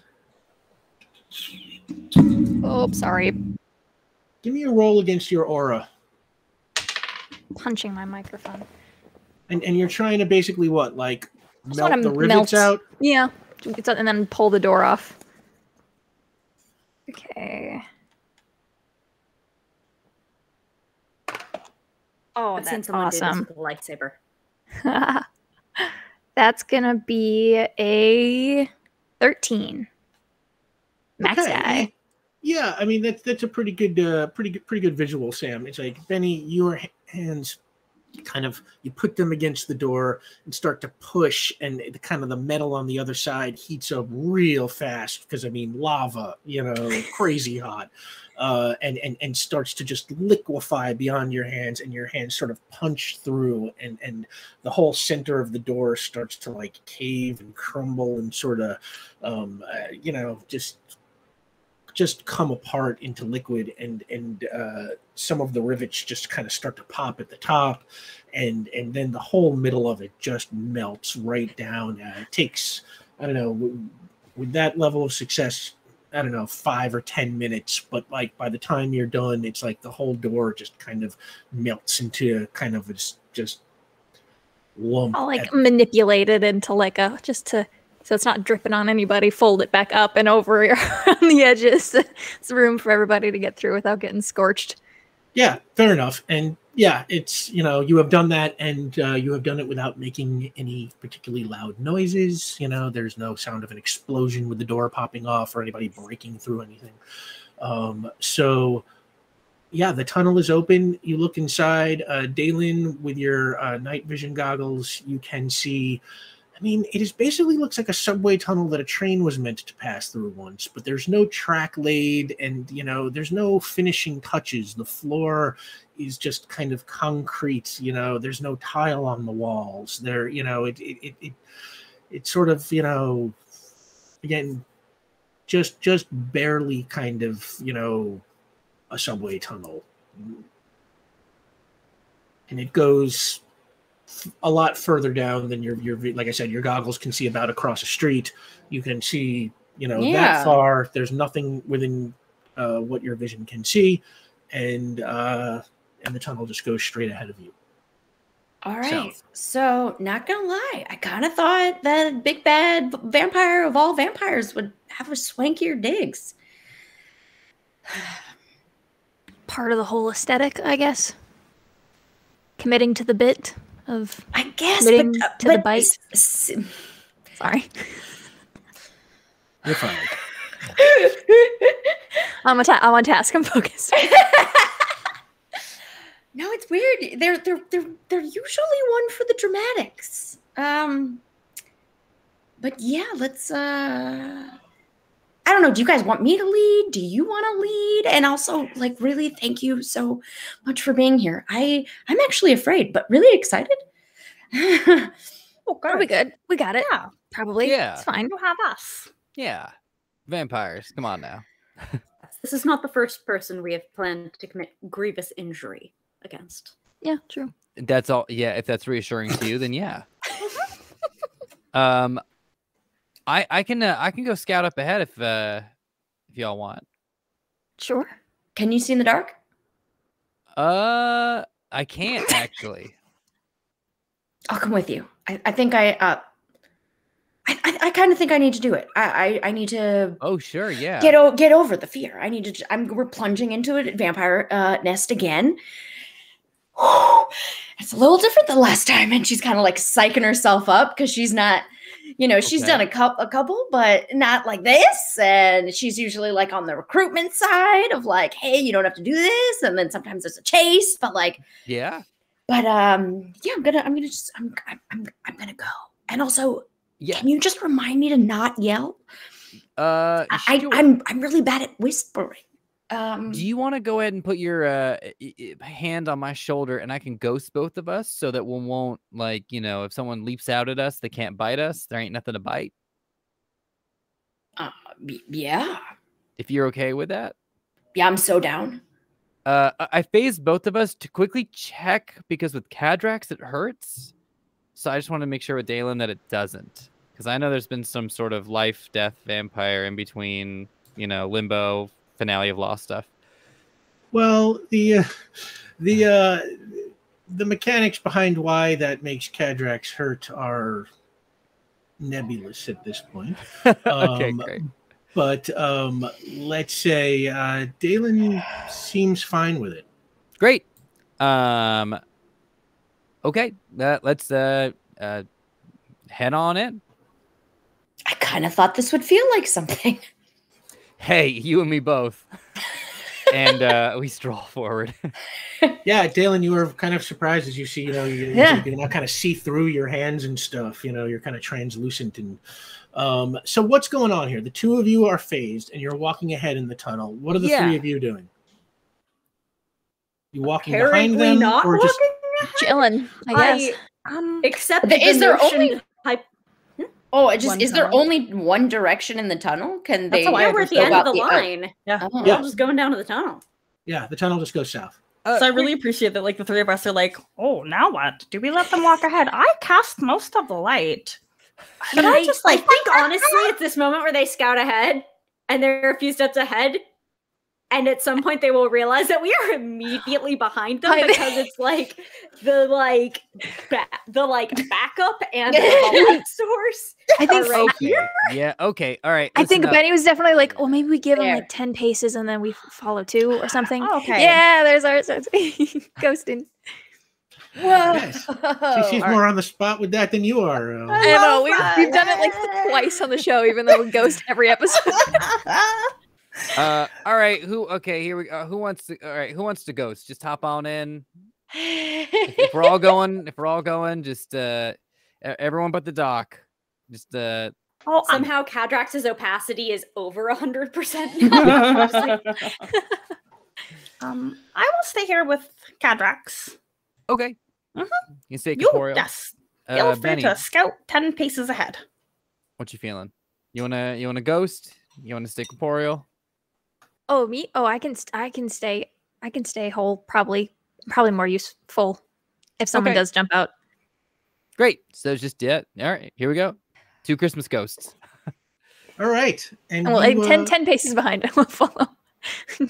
You start walking Which down. one are you? As we're walking, just like I always thought myself as more like Christmas future, and just. Oh yeah. Not the. Oh yeah. Well, you took future. That's great. Well, I don't want to be like the little baby for the Muppets movies. So you know what? I like the present, man. He seems like a nice person. Like Bacchus, really just festive. Yeah, come in and know me better. I like that. Yeah, I can feel that off you. Cadrax, your ping suddenly detects some movement down the tunnel. Great. Past where Vion and Dalen are. Real quick, before we get to the next beat, can I ask a question? Because I don't have to burn a point of our one determination right now. Did we retrieve our earpieces? Yeah, before this. In the last 2 weeks. Yeah. I don't want this to come back and bite us. Yeah. Rick? You can retrieve earpieces that you lent to somebody, but the one that got thrown off the top of the building, that's gone forever. So We can Give us that earpiece. You can see if Molly can make us a new one. determination to retcon, you can have had Molly make you a new one or something. But I'm not using it for No, that. that's the most worth use of determination I've ever heard. Is it Do we want a permanent earpiece for 1 point of determination? Yes, we do. I mean, hold on. Because I was the one that yeeted my earpiece away. My end goal was to integrate that with myself, like just install it into my ear system. So can I use that point of determination to effectively set that up? Because like Molly and I, we hang, we techies, we make it work. So that we didn't retrieve the earpiece. You are the earpiece. Yes. Rick, you want to spend the point of determination on that. It's a holiday gift to us. All right, Ulez, we're going to say within the last 10 days, you have gone over to see Molly Darnell, and she designed, some sort of upgrade for you that essentially makes this earpiece a permanent part of your design. The earpiece is, since it is a replacement for the one that the audience got you, It is distance 5, just like the one you lost, which is about 10 to 20 blocks. Thank you, chat. Also, thank you, benefactors, and thank you, Rick. Yeah. Okay, so then did we get the one back from Leon? Yeah, that you can get So back. that one, so then I would say that was Vion's, right? I got it. And then Cadrex always had theirs. Yes. And then I had given mine to Ula's, who then I presumably gave it back to me to get their update. Got it. We've all got your Dalen is faces. the only one who Look at doesn't this. presently have an earpiece. So she just Yeah. needs to stay close. Right. So Yeah, that's cool. I don't need one. I'm super ready to stick by someone. I'm aware of how ill-equipped I am compared to all of you, but I am ready to fight. No, yeah. Well, it's a Also, good I thing you need should to say that, because as you are ready to fight, Cadrex, you feel some shapes zooming towards you in the tunnel, moving. You all were headed south. These are coming north. First 2, 3, 4, 5, and as this is coming to you, the rest of you hear an echo of some sort of like just this high-pitched screaming and wailing, just kind of animalistic. And there's like 3, 4, like all these different ones coming, and out of the dark ahead of you fly these bat-like creatures with kind of webbed, that they're kind of like, they look like people almost, humanoid, but kind of bat heads with kind of like webbed wings and web between their fingers, kind of man batish, just flying straight at you, big red glowing eyes. 2 sets, 3 sets, 4 sets, 5 sets, shrieking sounds, glowing eyes, and we'll pick up right there after break. See you in time. How dare you? Welcome back. And when we last left our heroes, they were hugging a cat. Oh no! Wait, sorry. I'm very easily distracted. along with us. Look at the kitty face. Bodega Cat followed us. Who's got a kitty face? Yeah. So. Oh my god. Oh my god! That's 100% how I pictured the Bodega Cat. Yeah. Very malleable. Yes. Yeah, just throw her away now. Cat liquid. So when we last left our heroes, they had just entered the abandoned subway tunnel when 5 demon-like bat creatures flew out of the darkness straight at them, screeching just this unholy, evil-sounding screech. And they come flying pass straight through Vion and Daylin as you see them go right by. Yeah. And they... Vion, how does this work? If I let go, do I become corporeal again? I need to know the rules really fast. Before I answer you, I put my hand to my earpiece and quickly go, bats coming in, bats coming in. Oh, Everybody... we have bats. And then I try to go, yeah, don't let, if you let go, you become, you unghost. Okay. Roll initiative. Oh boy. Gina, that is your coordination. Thank you very much. Nice. Oh, good. Ugh. All right. So Benny got a 10. Cadrex got 8. 8. We got a 6 from both B and Gina. Let's see here. B. Gina is there. I'm at a 4 for coordination, yeah. And likewise. Dalen is also a 4. So we'll take it down to... How do we break that tie? Take it down to strength. So, okay. So that'll go... I'll give it to you because I'm now figuring out how to shoot a crossbow while still touching my fellow ghosty. All right. All right. So that's Ula's, then Dalen, then Vion. And the bats go between Dalen and Vion. So, Benny, bat creatures, 5 of them, flying, shrieking out of the darkness straight at you. Okay, so my arms are lava, which means I've already done the lava process. Can I just make the rest of my body lava, or is that going to take another page I don't know how that works. I would say since you're already part lava, you can, the effect is on. So let's just say, yeah, you can. I can pull it over my whole body. Yeah. Okay. You can just pull it off. Yeah.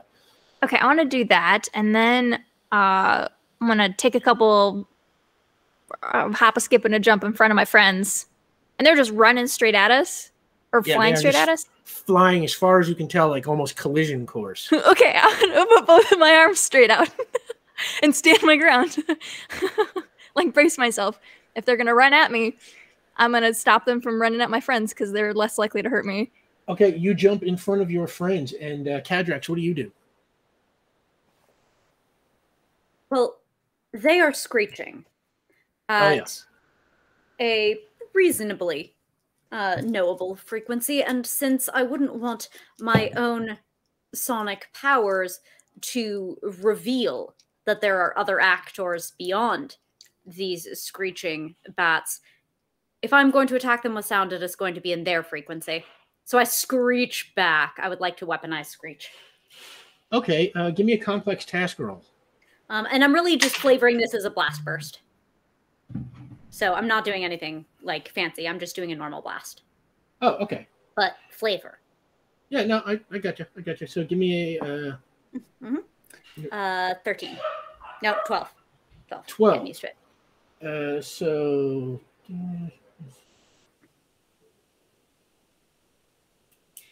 Okay, that is a major success. How many of them do I get? Oh, you have your radius, blast radius, right? Yeah. So blast. Just make sure I'm doing this right. It has been a while. Is blast centered around you, or do you have an extra on that? Sorry, burst. Your power can affect everyone within close distance simultaneously. Roll one test for the power. The different opposing abilities of the targets provide different difficulties and outcomes. All right, so you just roll one test for the power, which you just did. Right. So let me roll for the bats. I'm going to say they're flying in a formation. Okay, so your sonic blast hits the first 3 bats in the row.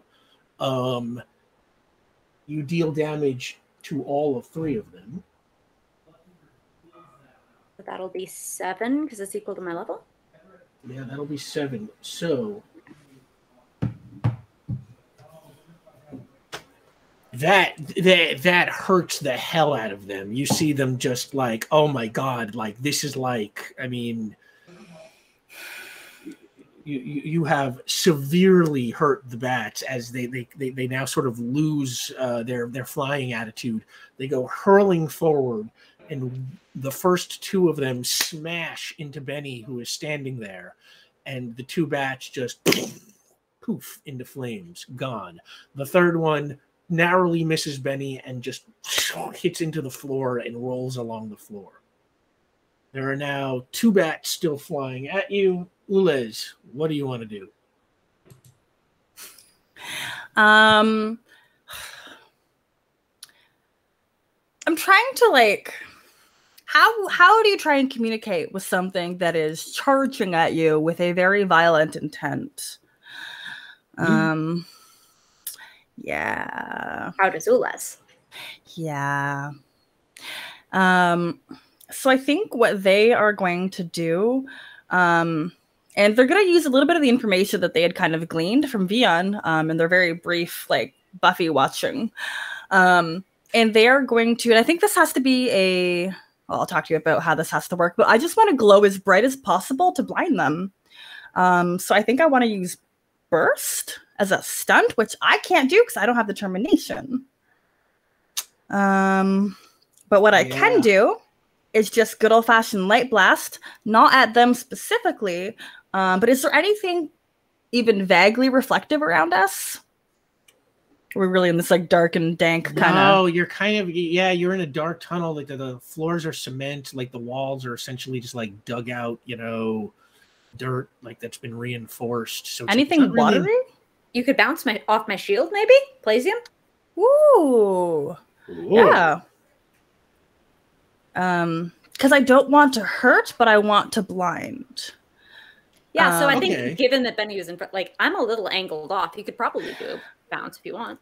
I would And I love definitely to do have that. it out, Joe. Yes, you said that earlier. All right. Give me a light blast roll.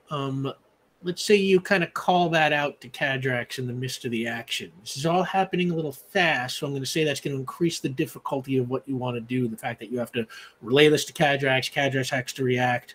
You say this like we're not aliens in sync. Ulez will shout, Kadrax, please angle your shield to 35 degrees to the left. Give me a light blast roll. Okay. What's going to be 5 plus 4 is 9. Okay. It hits Kadrax's buckler. Mm-hmm. And it bounces towards the two that were in the rear row, but it only hits one of them. Okay. And I'm going to say that one is, we'll say, blinded, dazzled, whatever you want to say for now. But it was a quick blast, no telling how long it's going to last. That one we're going to consider stunned for the moment, so it will not be able to attack for its next turn. Okay. That brings up Dalen Prowley. Hello. So she has officially linked arms to continue. And how many are sort of left? I know there's one that's injured, 2 exploded, but 2 exploded. There's one that is in terrible shape that careened at the floor. There's one, and then there are 2 that have not been injured yet, but one of those 2 has been dazzled by. Are they in front of me, or are they now behind? Did they all like rush through us? They went right through you. Okay, so great. Behind, they sort of between you and Vion and the other 3, kind of in the middle. Are my weapons also ghostly? What is Here's this? how this works. Your weapons are ghostly. Anything that leaves, being connected to, it's like electricity in a game of, freeze tag or something. It's like anything that leaves the chain rematerializes. Rematerializes. Cool. So if you fire an arrow, the second it is fired off, it rematerializes because it is no longer touching you. Who is touching me. Neat. Okay, so what I actually want to do, is she's gonna like relatch because she's been trying to figure out what weapon to use because she's one-handed now. And she's gonna grab her sword and she's just gonna, while the other turns are taking place, she's just like, oh, okay, cool. And slowly puts the sword into one of the creatures, and then lets go. And corporealizes with the sword pre-inserted in the body. Ooh. Pre-inserted in the body, I mean, it's like... I'm not even going to make you roll for that, essentially. It's just a quick... Bah! I'll tell you what. Make a coordination roll. I want to see. Let's see. You're gonna see if the bat moves before you can recorporealize. What am I doing? You're making a coordination roll to see if you can get the timing of this all right. Okay. Because there's not really a sense of making like a fighting roll here because it's like you're not like hacking at it. It's just a matter of this. Do I get to add +1 for my weapons? No, you just make a regular coordination roll. Okay. The weapon bonus comes in on an attack. 10. Okay, yeah, that is plenty. And you corporealize, and the bat creature just shrieks and pops. Again, dissolving kind of into air, like kind of a pop of little fire, and just... When it sort of dissolves, she's making eye contact with Kadrax and just, well, that's new. Yeah, these explode like Buffy vampires. So that leaves one vampire who, what do we call him? Bloodstalker, who is on the ground, injured from that initial blast from Kadrax. and one who is dazzled. The injured vampire kind of struggles to its feet, and it dives at Cadrax. Cadrax, it attacks you. All right. How are you trying to? Are you evading, or are you? Well, first it's the reflection roll. Oh, right. Yeah, you got your reflection. Yeah. So cool. Let's see. That's an 8 versus stop hitting yourself. And the reflection roll was against its attack roll, right? So yeah. Yeah, okay, that's a moderate success. So it kind of swipes at you, and its hand bounces back, and it kind of cuts itself, dealing enough damage so that it pops into air. It was pretty much dead anyway. That just leaves the one that's dazzled, which lost its turn because it's dazzled. So that brings us back to Benny Beckett. There is one dazzled bloodstalker, kind of. No, Benny, please ask them if we can communicate. I would like to try and make contact first. Okay, I kind of like walk kind of close up to it, and I'm like, can you understand us? Hello? Wait, don't hit me. Hello? And it just kind of like shrieks and claws in the direction of your Oh, voice. it'll hurt you if you hit me. Hello? And it just I think also I think I have a last round. Yeah, right? I was saying we didn't. last little Vian bit. didn't go. Oh, I'm sorry, Vian. Yes, you No came after the worries. bat. So it is actually your turn to attack. I would like to cast emotion control.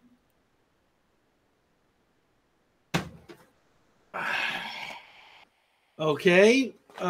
Give me a magic roll to see if you can turn on emotion control. Great. Here we go. Motion control can exert over how a target feels, placing a temporary emotional quality of your choice on the target, such as terrified or enamored, that you may activate it for free so long as it lasts. Choose a target in visual range, an emotion control versus an awareness test. Okay. How did you do on your magic roll? 9. You are trying to turn this on at your full level. Yeah. Which is 5. 5. You are unable to turn on emotion control. You give it a shot, but maybe it's the darkness or something. You draw your rune a little screwed up, and it will not come on. That goes back to Benny Beckett at the top of the order, and we'll say that that little scene played out. Yeah, whatever I did, we just do that. Yeah, Hello? It's kind of shrieking and just kind of grasping at you. It does not seem to react to your pleas. I like kind of turn around and like shrug, like, what's the play?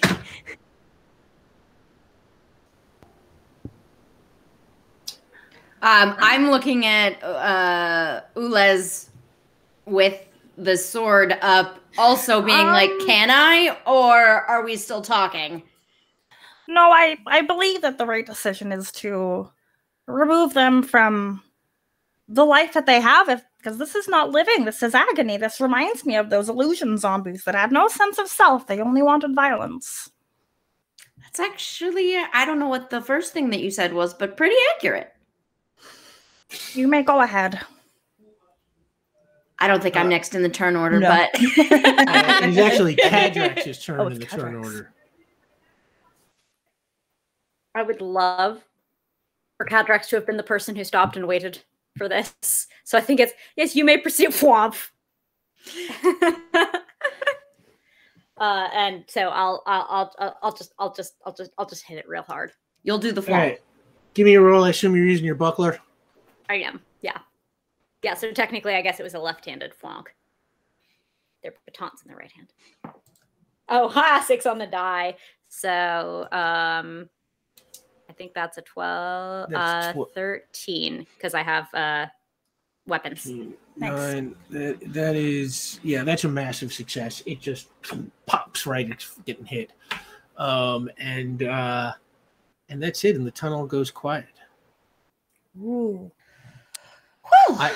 I will kind of wander over to Ulez a little bit and not make too big of a scene about this because I'm still ghost or whatever. And I think that it might not even seem like we're looking at each other at all, but I will just like say like nearby, like, we'll stop the one who's responsible for this. This wasn't our fault and it wasn't their fault. We're going to stop them. Okay. Thank you. So we keep going, right? That is the plan. Yeah. We have a mission and we will accomplish it. I just don't want any more of these beings to have to suffer. They are predatory animals. They are attacking and we are defending. This is a form of nature. Do you not have predation on your own planet? We do not. It is something I had to study. That is, I think, unusual in many ecosystems. Incredibly so. Nothing tries to kill each other where you're from? Nothing. Ever. Not even the weather. What then is the control upon the size of the populations? Do they not grow unsustainable, or oh no, we can is it controlled by starvation? No.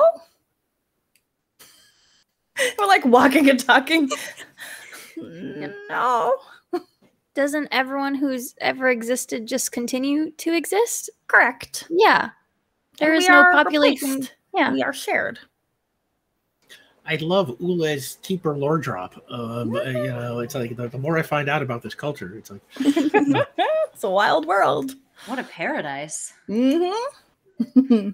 Why are you here? Dalen is just like really confused. My ship crashed. I was following an SOS signal. Oh, from who? Oh, another Ulez galley. Where are they? They have left Earth. They have gone to join some allies to do space stuff.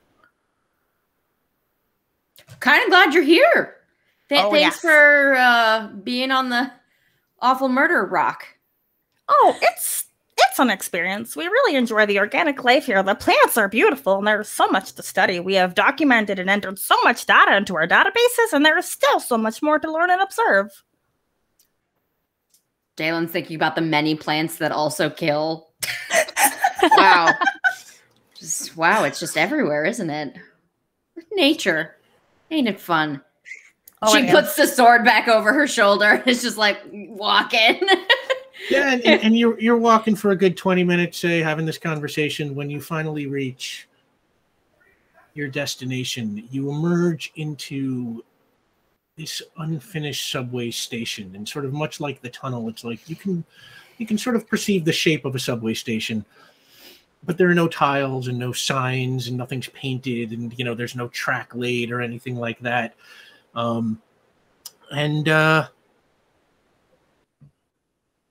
As you're walking,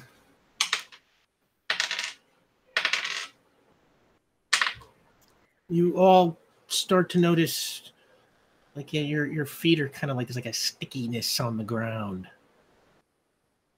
Oh no.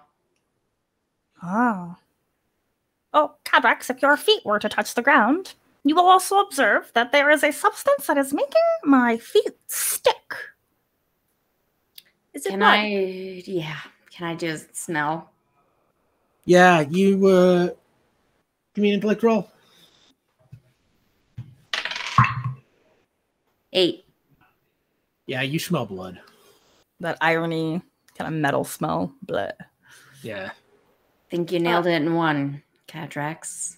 Cadrex in the air will do a sort of inverted position, like a handstand, but you're not stand, and tap their finger to the blood to judge the stickiness, because you can figure out how long ago it was spilled based on how much it's coagulated, how sticky it feels versus give me an intellect roll. Sure. I know about blood. Both of my expertises involve blood. Too much about blood. 9. 9. 9 for blood.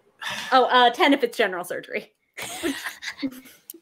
Surgery doesn't count, but 9.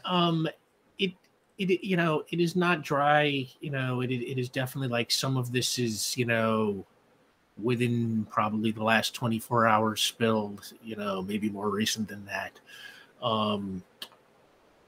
As you continue into the tunnel, you see that up on what would be the train platform, there are a few candles lit. And there's just enough light to see up there, and you can see that there is some kind of a big pile of something. And as you walk towards it even closer, you start to notice it's a pile of bodies. And the blood is dripping down from the pile off of the edge of the subway. And there are rats crawling on it, and bugs, and all kinds of nasty underground stuff. Super duper disturbing. Hey, Sam, is there water in blood? So yes and no. What happens is over time, the blood will separate out into the cells and the plasma. The rate at which it does that is called the sedimentation rate. It's a standard part of a blood panel, and it can be indicative of things like inflammation and so on. But yeah, there will be the very much more liquidy plasma, and then under that, a little more of a crunk after a while. Okay, got it. Rick, can I cast... That's very good to know. Rick, can I cast element control just to kind of like quietly move like a little path for us, so we're not just like, for those of us strolling on the ground? Give me a magic roll. Okay. 8 plus roll. Give me a nice number. There we go. That's gonna be 14. All right, that will get it done. You have now water control on. Great. I guess. Yeah. So you have water control at level 5. Yeah. Now you want to make your water control roll to clear that path. Yeah. This is 5 plus roll. 8. Okay, yeah, it takes a little concentration, but you're able to do it. Great. And you all walk through this path through the blood that Vion has cleared, heading towards the candles and the pile of bodies. When you hear a voice, well, this is most unexpected. And it just kind of echoes around. Did Hugo send you? I can smell him on you. It's probably because the last time I saw him, he got a nice beating.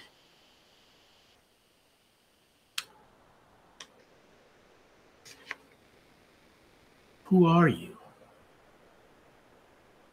A concerned citizen.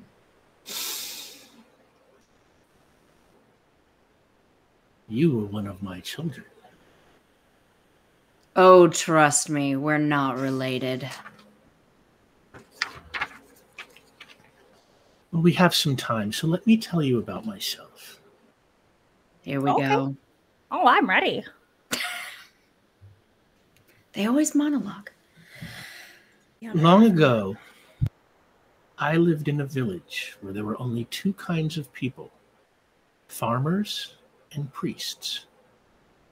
The gods we worshipped were bloodthirsty, and they demanded a human sacrifice every year, and the priests performed those rituals so they didn't have to work the fields, but they still had to eat. So every farmer had to grow a little bit extra so there would be enough for all those priests. I was a farmer. And one day I was working in the fields when I began to think about how the priests were only able to live by virtue of the fact that every farmer put in back-breaking labor needed for survival on their behalf. That is, the farmers had to spend their own vitality so the priests could conserve their own. And that was my breakthrough. If one wants to live above another, they have to take a piece of their life for themselves. So I made a deal with the other farmers. Give me half of what they gave the priests, and I would arrange it so that they never had to pay a tithe again. The farmers were a religious lot, but even they couldn't resist such a discount, and they accepted. So that night I snuck into the temple and I killed all the priests.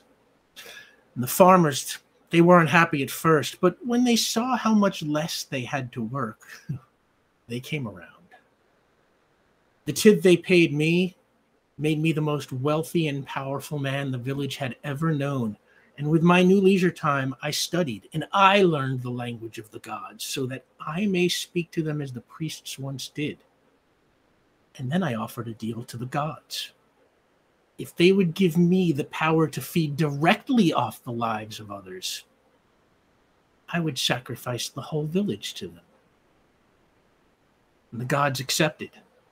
And that night I slit the throat of every living soul in my village. And when I was done, the gods made me like them, powerful and undying. And in time, I learned to pass that power on to others through their blood, but only so they could serve my needs.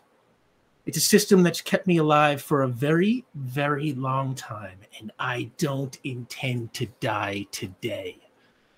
And as he says that, you see from somewhere in the shadows on the platform, a figure shoots up, breaking through the floor. And as it breaks through the floor, you can hear above you the rumbling of a subway in the tunnel built above the one you're in. And everything starts to shake. And suddenly you hear a horn blow, screeching of brakes. And the floor begins to crumble as a subway shooting down the tunnel starts to break through the floor into this unfinished tunnel. And it Never let careens. them monologue. I don't know how to fix this. I don't know how to do this. It careens forward and derails off of the track. And it scrapes against the walls in the tunnel above. And the first cars just hang down into the hole. So from where you're standing, there are now 2 subway cars hanging down from this hole above.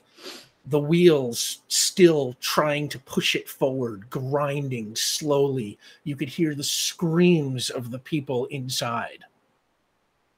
What do you do? Oh no. Okay, we got team attack, team healing. Let's do team vampire, team train. Train. Ulis, train, great. Let's go heal some people, make sure they're all right. Team vampire, you all good to slay? Yeah, I can't handle the train. I have literally not a single skill on how to fix that. Oh, don't worry about it. Hey, you just being here is hey, your emotional support. Don't even worry about it. You got this. This is good. Yeah. You do you. We'll do. I feel a little bit like I'm just the sassy sidekick right now, and so I'm gonna. No. Anybody got a rope? Spin-off. No. This is your spin-off. You go. You get the head of that vampire, and do whatever stuff you do that we normally wouldn't. All right. Gate. Team train. Shall we go check on some folks? Oh yes, that looks very catastrophic. And then Doc, if we need any medical assistance stuff that's out of our hands, we'll hit you up. At this point, I think Cadrax has been so seized by the urgency of everything that has to be done that they hear music. Oh, Cadrax, yeah, you are hearing music. You are distracted. Like you get a point of determination. The choir's like, this is so important. This is so important. Hey, this is so important. And that is preventing them from actually taking care of the important thing. Okay, Benny, I guess check on Doc. Yeah, we got it. Okay, great. Good luck. Let's go, Ulez. Okay. Okay, hang on. I'm trying to I think I'm going to immediately then put myself... I haven't turned off my lava yet, so I'm not going to touch the doctor. Plus, because I've never gotten permission to how to wake them from this, so I wouldn't touch them anyways. But I want to put myself within orbit of them, so that in case something happens, I can defend.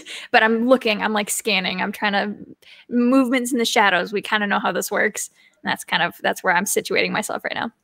All right, Benny, make an intellect roll. Okay.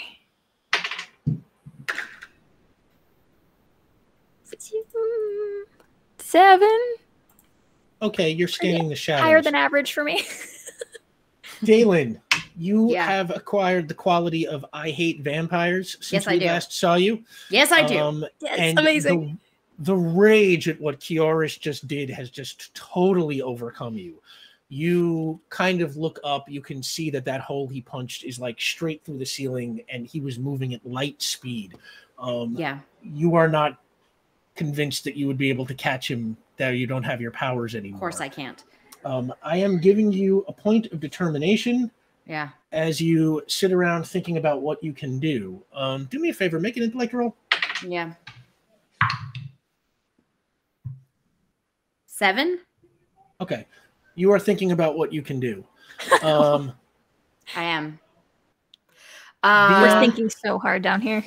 Thinking so hard. I was rolling my eyes at the whole monologue because it is just full of just a big old steak waggle bullshit. And I think Dalen sort of seeing the bodies, that many bodies, and the amount of power he has, she kind of immediately realizes that she is not capable of actually hurting this person, probably. And texts Hugo, "Get your ass here now, or I will kill you myself." All right. You are working on sending that text. Vion, Ulez, what are you doing? What do you do? Do we open the doors? How do we open these doors? Should we just go in via ghost mode? There are windows that are broken and part of the front is kind of crushed. I can hear people, but I don't know their status. As you're having this reaction, I'll hold out my hand. Yes. And we will leap. We'll ghost and leap through one of the windows. Okay. All right. You ghost. You leap in. You see there are, like, since it fell forward, it's like a whole bunch of people. You know, let's say the car had like 4 people in it, and they all kind of like flew forward. 2 of them are unconscious. One of them is kind of, hit his head. It's got blood. And one of them is, kind of hanging off one of the poles, kind of trying to hang on. Okay, so it's only 4 people we're dealing with in this car. Mm-hmm. Okay, cool. Those are the ones up above. And the whole car, by the way, continues to shift and move and push forward as the wheels are still turning, trying to push the train forward on what it believes is a track, but... Vion, am I right to understand that this locomotive device has a propulsion system that is trying to make it continue to go forward against our very, very powerful will?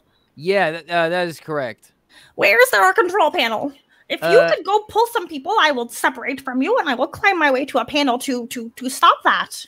Great. If you're okay with that, I'm okay with let's do it. That's a great plan, Ulez. Yes, I don't always know when their body shapes aren't in the right spot. Yeah. Yeah, that's a good point. Yeah, I've got a little bit of I've seen worse. Let me just put it that way. Okay. I will start as you're making your way to the main compartment to turn off the driving gears.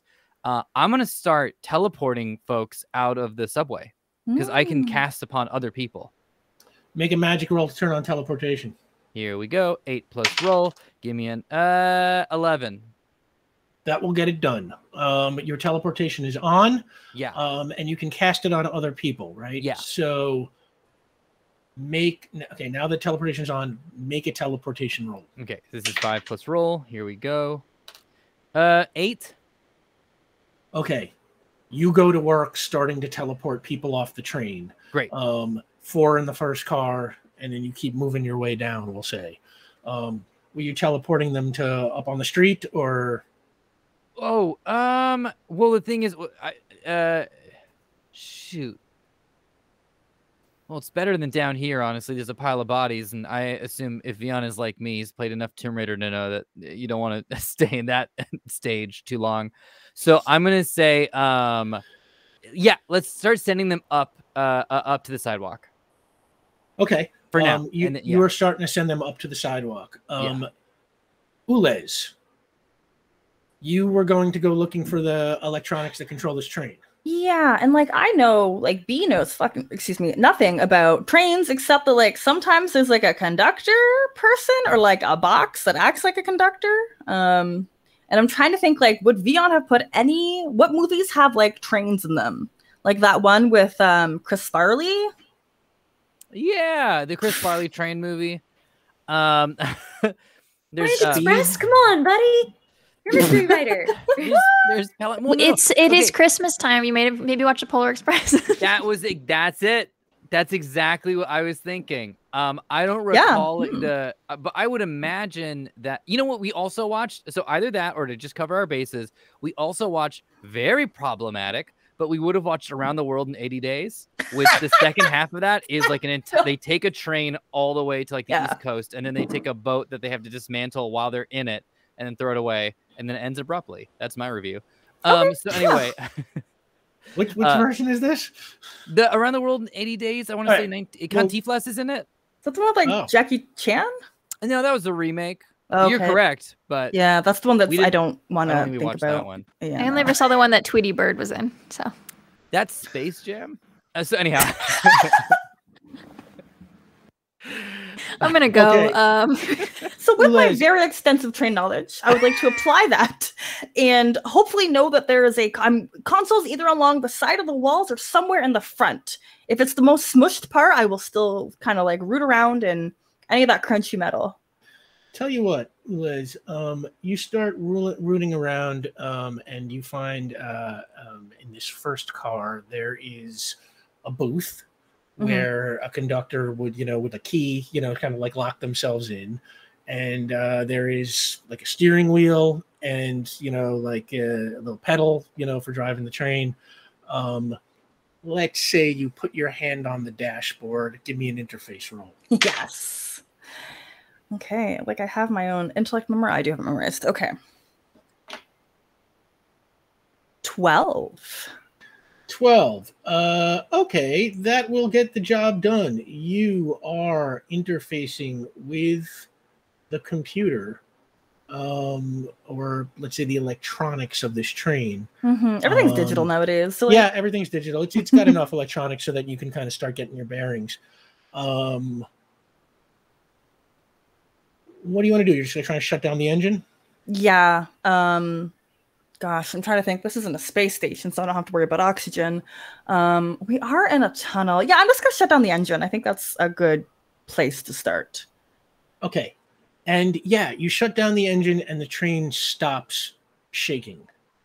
It is still kind of teetering through this hole. Gravity's half still of a it thing. on one level. Gravity is still a thing. Vion, you are busy teleporting people up to the street. Benny, you are watching the shadows.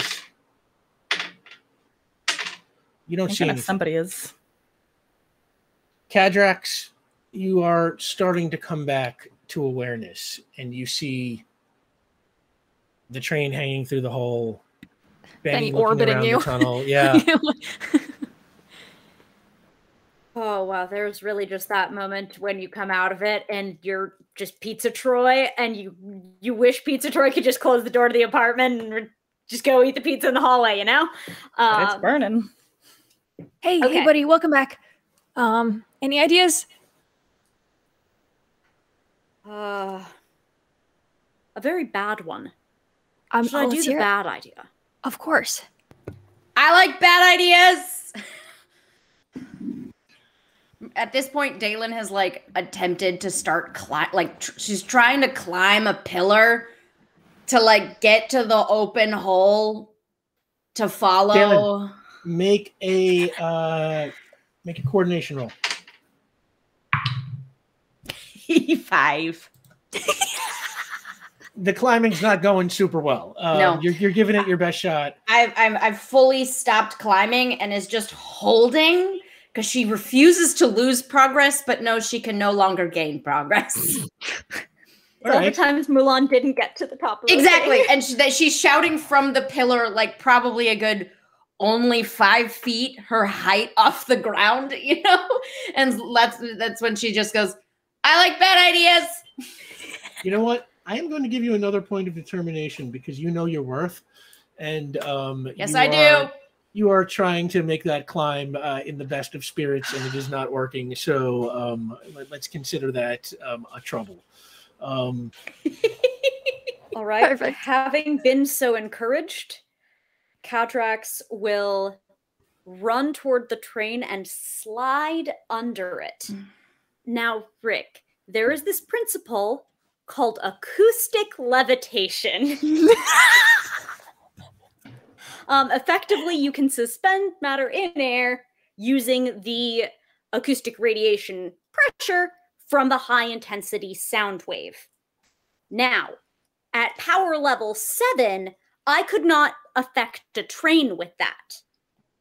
However, if I spent a point of determination, bumping up to power level 8, the benchmark tells me that covers a jet or a train. May I make a complex task roll, please? Yeah, absolutely. You're spending your point of determination on uphold your oath. Boosting my power by 1 level. Yeah. On the quality, I uphold my oath. Mm-hmm. All right, go for it. All right. Amazing. Please do the thing. Please do the thing. I'm under a train. Oh my god! I am not smushed by the train. I'm not smushed by the train. That's max die, which I think on me is a 15 now. If it was a 14 before, it's a 15 now. Yes, 15. Okay, that is a major success. You just reach deep down into, your guts and just blast that train from underneath with like a steady stream of sound waves. And suddenly the train starts pushing back up through the hole. And you are holding on to that. You know what? And yeah, after a while, it just goes back up there. And it is tucked safely back into the broken tunnel. It's not back on the track. It can't move forward, but it's not falling anymore. I don't think Cadrax has used that much power for a single blast since they tore that power station apart. Ooh. And they've never done it with control. Ooh. Whoa. In that case, Vion leans out of one of the windows, like Phase, and goes, "Hey, great job, Doc." And they're just flat on the ground because they slid under a train, right? Yeah. How high up is that from where we're standing? How tall is the subway tunnel? Yeah, we're going to say that this is like the distance not only from the tunnel above, but like the distance between the two tunnels that broke. So let's say 40 or 50 feet. Oh, wow. Okay. I think when the train levitates, it's when Dalen slides all the way down the pole until she is sitting on the floor, remembers that there is blood, and gets up and like,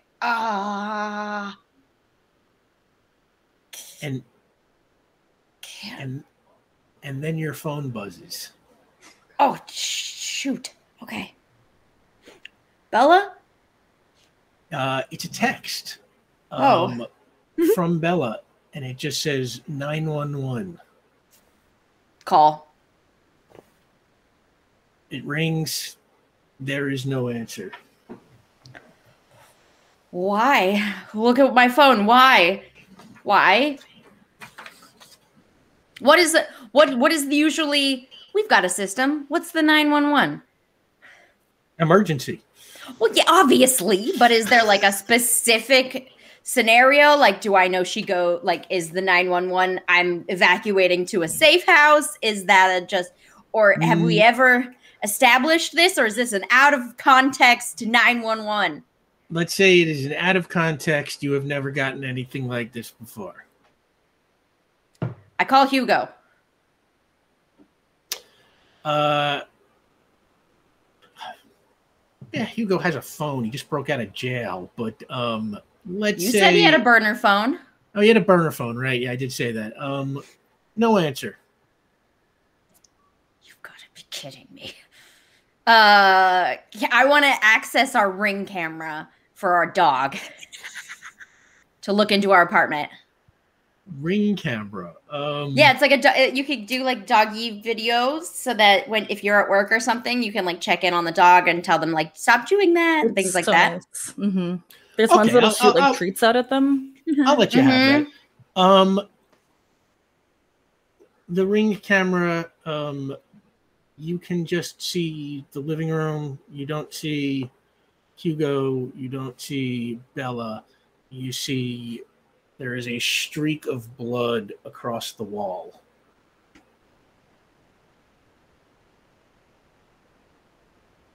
Okay. I drop a treat. You can hear the... Okay. Okay, baby. And I'm making, like, her voice is cracking. And you go find mommy, okay? Go find mommy. Go find mommy for me. Is mommy there? And I think she's quietly losing it over by her little pillar. And she's just talking to the dog to see if the dog goes anywhere or if the dog is, I don't know if there's like a body just off camera, you know what I mean? And I can't leave. And I can't do anything. And I can't do anything. And I think that she's panicking because the thing that she has been fearing this whole time is true. She is powerless and she doesn't know what to do and she doesn't have what it takes to keep her she can't keep anyone safe. Keep them safe was one of your old qualities. Yeah. I'll give you a point of determination as you start to lose it a little bit. Are you losing it out loud?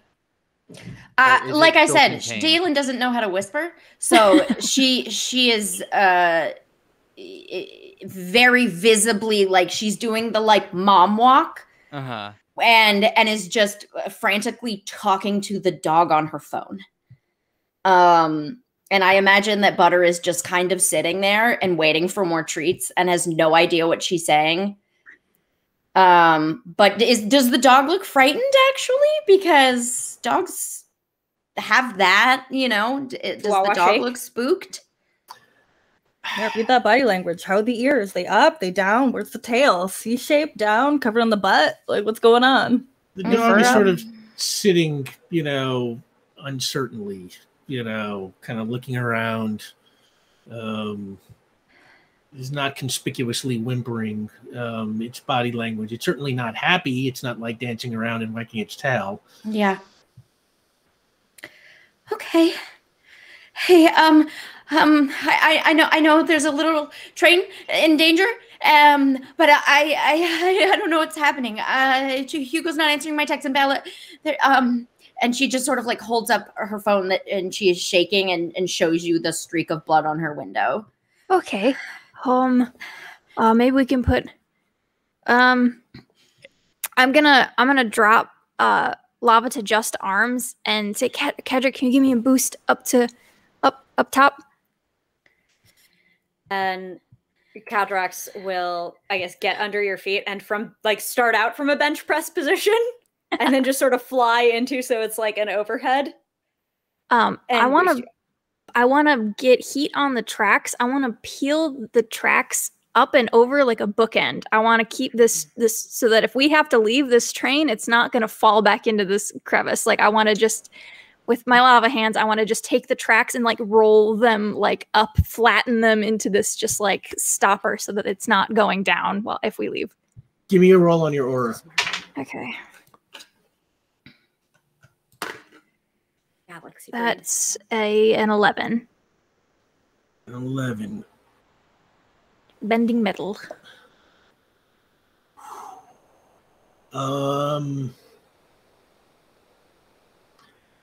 It is not easy. The tracks are steel. You gotta kind of give it your all on this. Steel loses its strength at 50% of its melting temperature. At 50% of its melting temperature, it's already lost 90% of its integrity. I'm so sorry, Rick. It's comic book steel. I can do that works steel. according Okay, to if it's the something else, if it's benchmark something else, table, it's fine. in But our if you game. want to throw steel at me, that's one that I know things about. Yes. It is level 7 material or level 8 material. I would say, So- Albert, There are I'm also level 7. different alloys of steel, each with their own distinct properties. I mean, Yes, like yes. we're not looking at some 300 series steel crap Yes. here. I only play with the biggest nerds.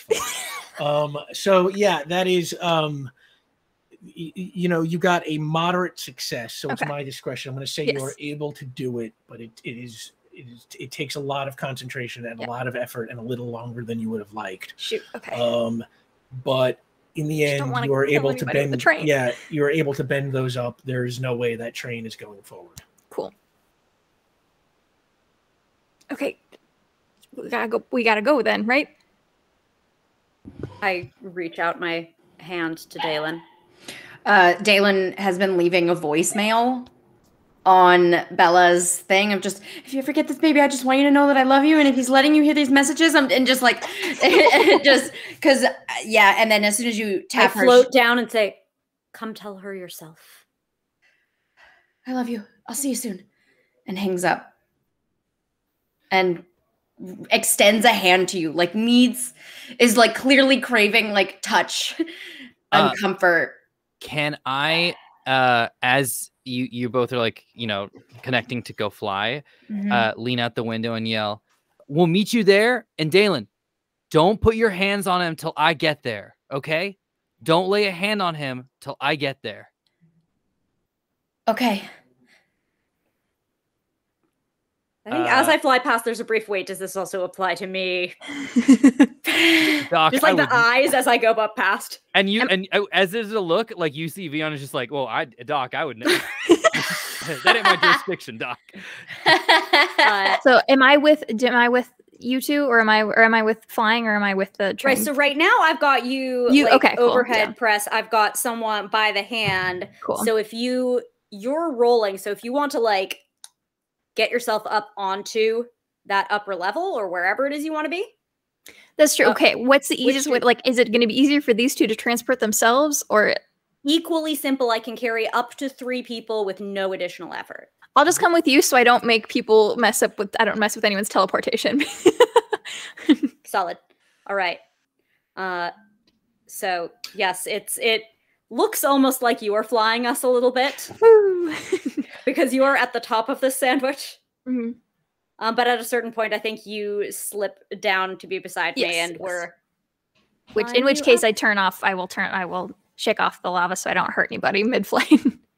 All right, and yeah, you soar through the subway tunnel above, past the turnstile. Yeah, no out F's one of the given. stations, right out the turnstile, up the stairs, you know, and into the air. But we are definitely going to go a little bit over here. But so through the air, south. You're in North Row. You're heading south from where you're at.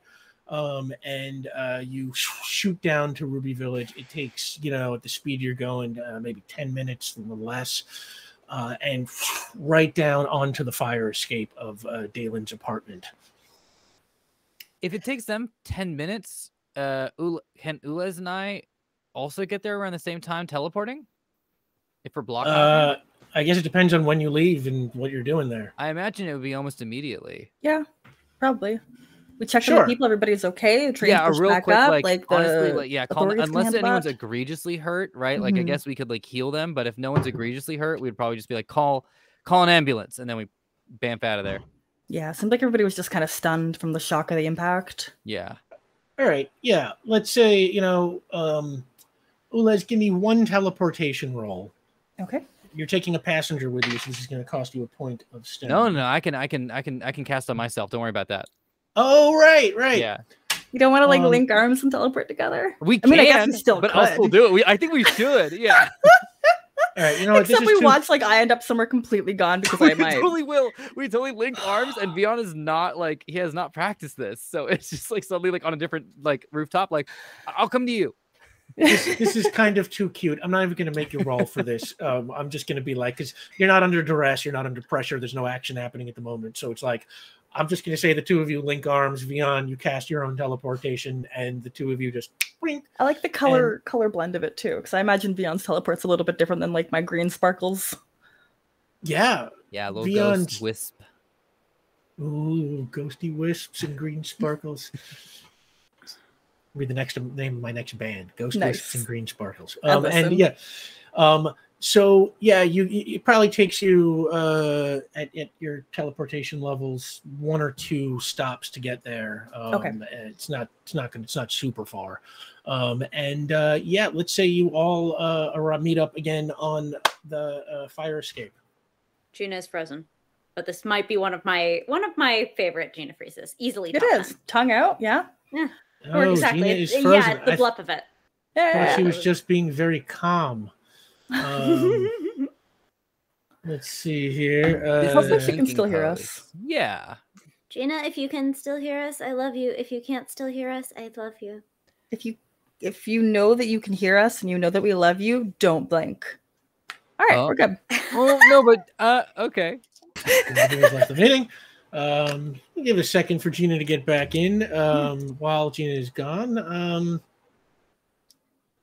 let me hum for you. Okay, is that from something? Because that's your go-to like do music. And is it like from a thing? Or is that just like you've been like muttering that to yourself for your whole life that it's now like stuck in your brain? What a mystery we're never gonna know the answer to. I think it is from something. It's like from some movie or TV show where some guy's cleaning up his apartment or hiding something and sort of just hums that as he's like zipping around the room. But really for the life of me, I cannot remember what it is. Hi, Gina. We were vamping. Hey! I love you. I don't know if you heard. That's good. That's good. They're here on the fire escape too. They bamfed. Yep. Great.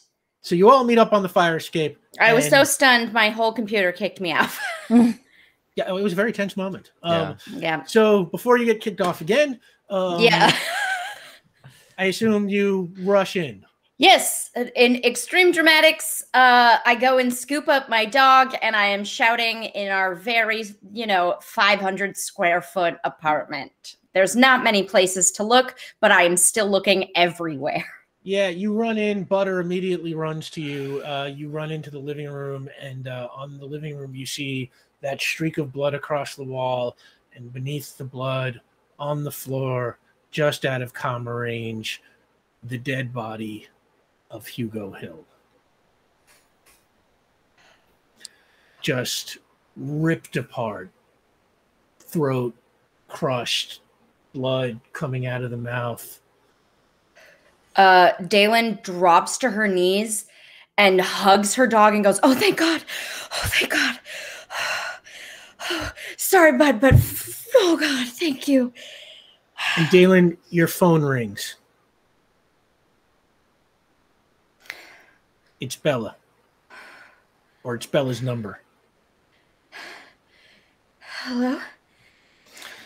And you hear Kioris.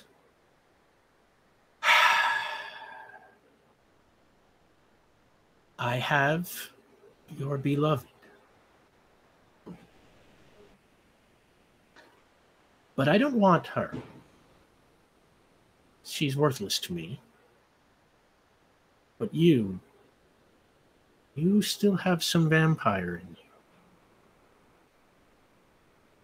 So I will trade her for you. Deal. Hugo got... Excellent. Because it's Christmas Eve, the Paradise Square Mall is open late. You have to love capitalism, don't you, folks?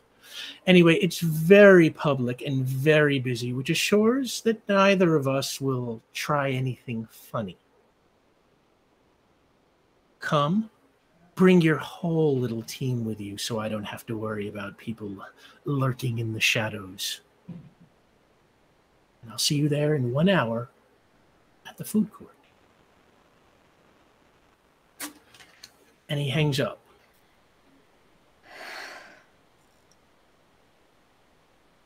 So I would say right about at this point, it is changing over to night.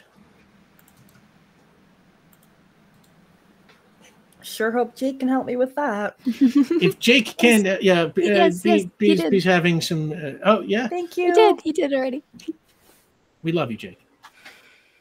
Kaylin? That is a very, very small man. And I intend to make him non-existent. We have to meet at the mall. And I will willingly give myself over in exchange.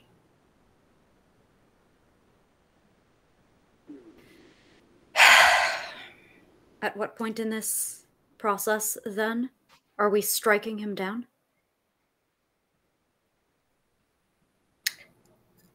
Dalen scoops some of the blood off of Hugo and says, "The moment I see him." She licks the blood. And as you taste Hugo's blood, as you swallow it, you feel strength begin to grow. Your heart begins to slow. Your fangs begin to reemerge.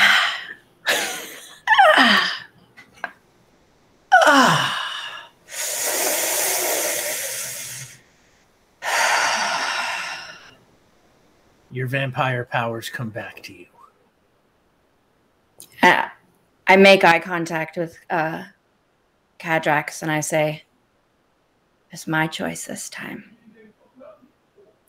And once he's dead, there will never be anyone like this ever again in my city. Merry Christmas." And she bolts out the window with the expectation that we're all going to the mall. Jake, can you throw up the mall map for me? The mall map? Yeah, as you can see there, right beneath the word Avalon is Paradise Square. Paradise Square is a smaller square than Bray Square, but it is where the mall is located. We'll say you all head down there. We'll just cut to your arrival in Paradise Square. Yes, as soon as possible. We need preparations. We need fuckery. He thinks that if he sees all of us, there won't be fuckery. That's hilarious. He doesn't know beyond. He did not do his homework. So if his thing is that he wants us in a crowd of people so that we won't try anything, what if we just get rid of the people? How do we scare them out? Do you know? Fire alarm. Yes, that. I was gonna say more subtly. Isn't there like a sound that you can make that just makes people like it's like a level of tone that is like makes people nauseous and kind of uncomfortable? Or maybe people kind of want to leave. I don't know if that's doable, but we could also do a fire alarm. But he might leave then. I can also make a Krampus appear. That's true. Sorry, what now? I can project an image of a Krampus. Now that I'm here for. A Krampus is it's like a Santa Claus, but he collects children and puts them in a little basket and carries over his back. Kind of evil Santa. Yeah, what is a little more monstrous. All right, we will deal with Krampus at a future day. Wow, I didn't think I'd be saying that tonight.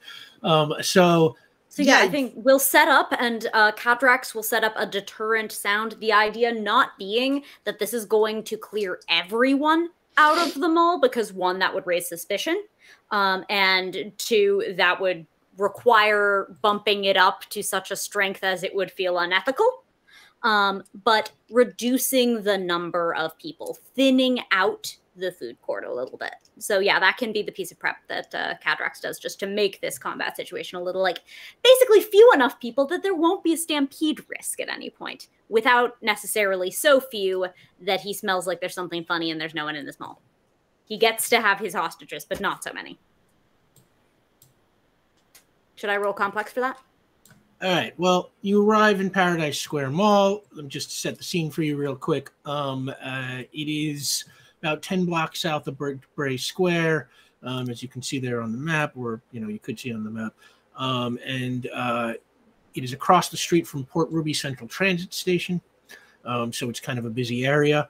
The mall itself is 5 stories of shops and restaurants. Everything you would expect to find in a mall. And there are shoppers everywhere, busy Christmas Eve shopping. Just everybody who didn't think ahead is now out there trying to find whatever's left on the shelves. Let's say you are standing out front of the main entrance or something like that, and you want to try and make this sound. So, Kadrax, give me a complex task roll. All right, 5 on the die. Wow. Hey, thank you. Thank you. I wanna recognize you and I want to appreciate you because we've had our troubles, but this is a good day. Thank you. 14. 14. Yeah, that'll get the job done nicely. And you start pumping out, subtle but annoying high-pitched squeal of some kind. One of those sounds where everyone's like, "Do you hear that? What is that?" Oh, the teenagers clear first, unfortunately. Like they have all their cochleal cells. They're out of here. Yeah, and right, like the old people just kind of sit there staring straight ahead. They can't, so I can't resist a good Grandpa Simpson joke. And otherwise it's like a lot of people kind of, put their finger in the air, looking around all curious. Some people like getting up, starting to move towards the exits, or cover their ears and try and keep shopping, under duress. But as you wait, over the next 10 minutes or so, I'd say at least half of the people in there sort of start to file out. You've greatly thinned out the crowd. Cool. All right. We'll have to scout the food court and create as much light as possible. Soft. Minimize shadow. Oh, okay. I can see about going about that. There are a lot of fluorescent lighting here. I could probably turn everything down. Angles. I think. Where there are large pockets of shadow, there ought not be. That makes sense. Thank you. These maybe. And Kadrax points at Christmas lights. We have fallen in love with these lights. The colors on them are wonderful. The bulb variety is incredible. Yes. And Ulez is going to start taking apart the Christmas tree and throwing lights everywhere. Ulez, I'm going to give you an honest but naive point. Take a point of determination as you sort of start making a little bit of a scene, pulling apart the Christmas lights. Ruining Christmas. Yeah. Probably not too good for your stealth. If you're trying to go unnoticed, but that's the point of a trouble. So what are the rest of you doing? I'll say from a mall directory, you can tell that the food court's on the 3rd floor. There's still like a good amount of people in here, right? Yeah. I mean, you've thinned out half the crowd, so it's not like, it's not like a thick throng anymore, but it's, there's still people there for sure. Are we really concerned about, do we want to get everybody out?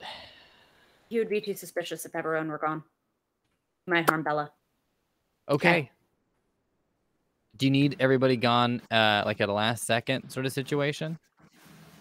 If those bat creatures show up, maybe. He probably already knows we're here because of the... Oh, yeah.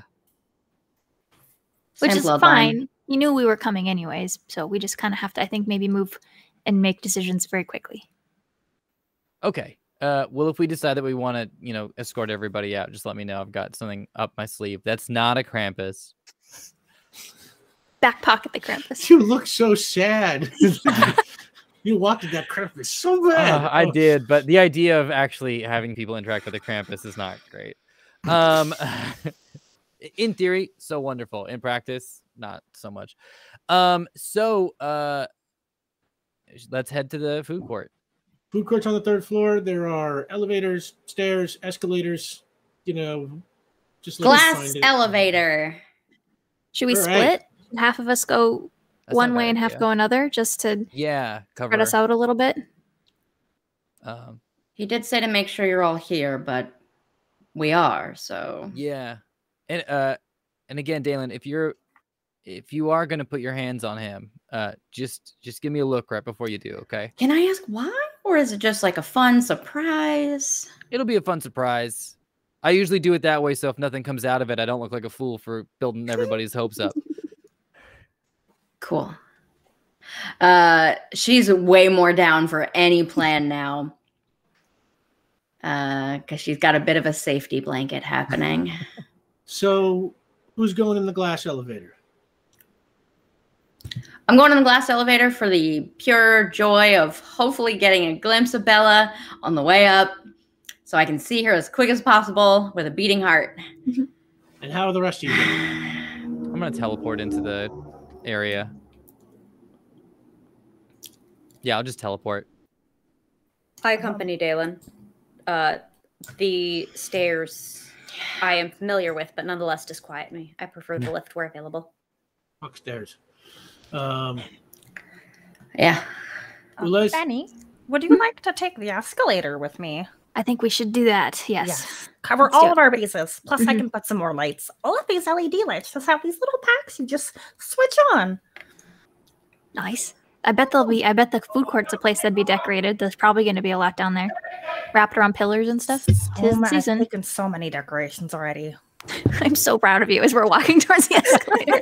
Liz's arms full of lights. All right. The elevator goes up, and as it reaches the third floor, you can see right across, the big middle of the mall. The food court is opposite you. Make an intellect roll, Dalen. 6. Okay, that's enough. You can see just sitting at a table near, the railing. There is Kioris wearing that black suit. Mm-hmm. And he is sitting next to Bella.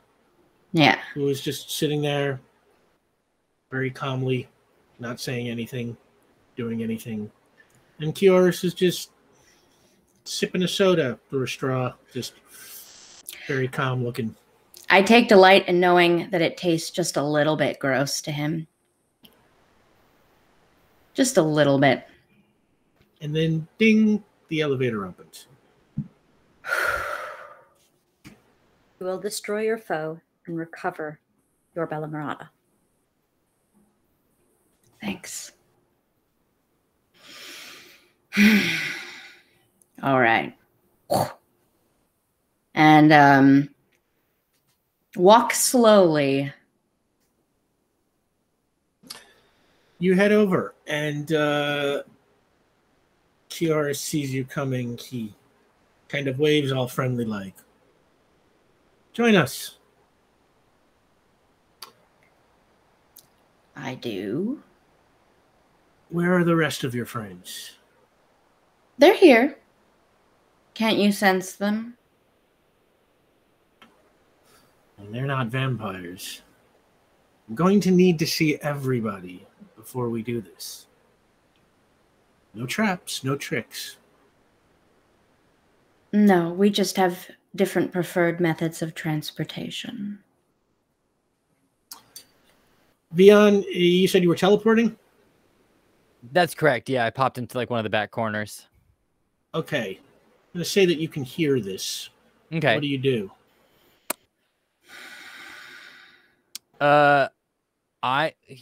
Screw it, man. I then just teleport like right behind him. And I'd like to have teleported with like my sword out so it kind of jabs him from behind. You're going to attack immediately? No, I'm not attacking. Just a little. Yeah. Okay. And he... Hello. Yeah. And without leaning forward, Dalen just goes, all that centuries of power, and you still need visuals on where your enemies are.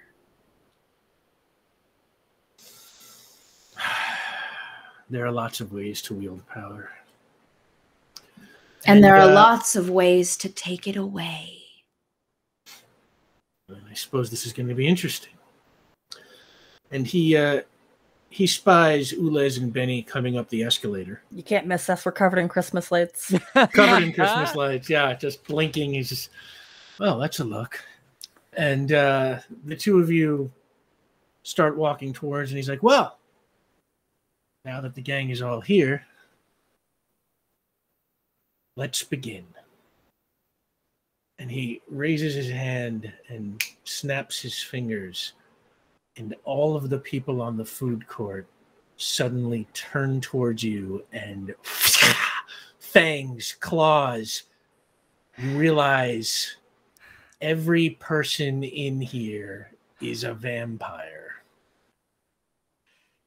You're surrounded. Roll initiative. Oh my god. I wonder what happens if they bite a Cadrax. Right? Like, what happens when they bite a Like, Nulez? do they vamp? Do they, like, does the choir? I don't know. I Yeah. sincerely hope no one tries to bite Benny because I think that just end badly for everyone. Oh, I Beyond need so much 6. dental work afterward. Benny 5. Cadrax 10. Ulez 5. Yeah. My rolls are not doing good at all today. Ulez, your coordination is 4. Benny's coordination is 4. Strength. All right, so Benny's going to go before Ulez. Dalen? 9. Oh, Dalen's got a 9. And Kioris has Because coordination, correct? 11. Yes. Yeah. So Kioris goes first. And the vampires are all surrounding you. And as you are sort of looking around, just sort of getting your bearings on being surrounded, Kioris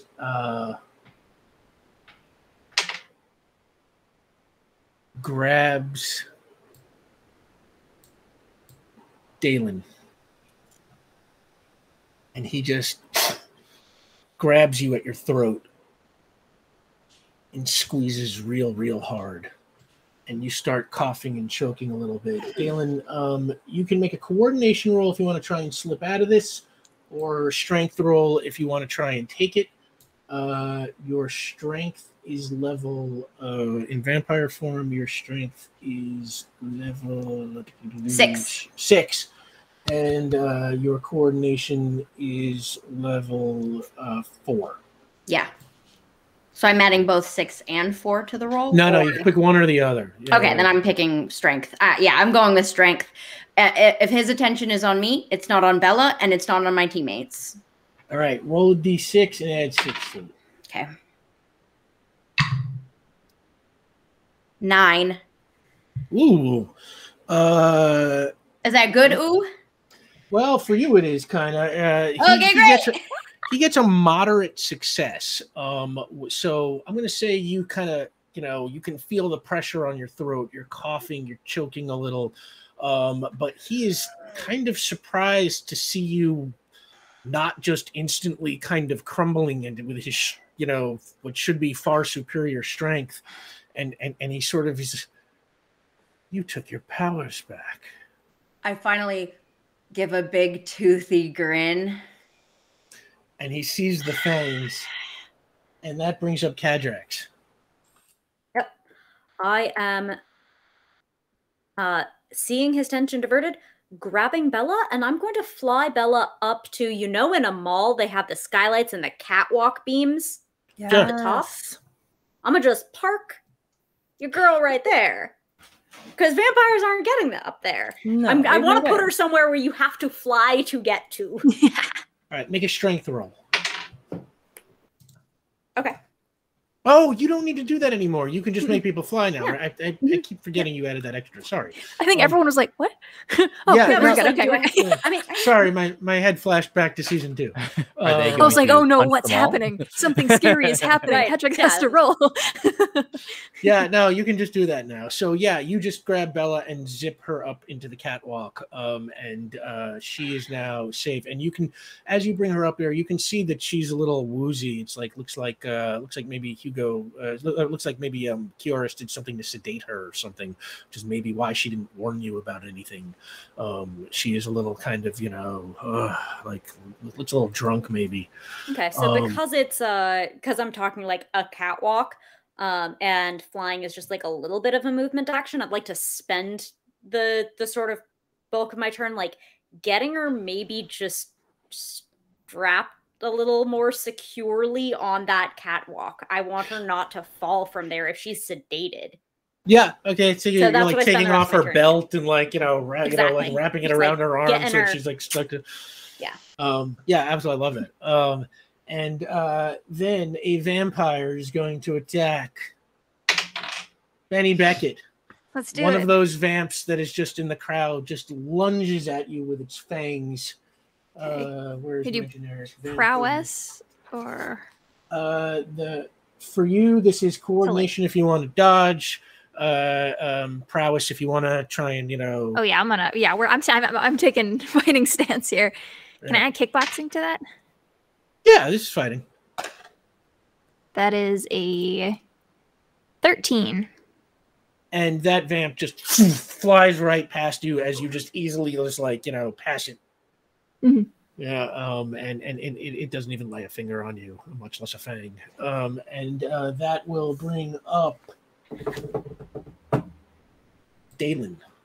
Yeah. So I don't even try to attempt to ungrapple myself. He's pulled me closer to his body.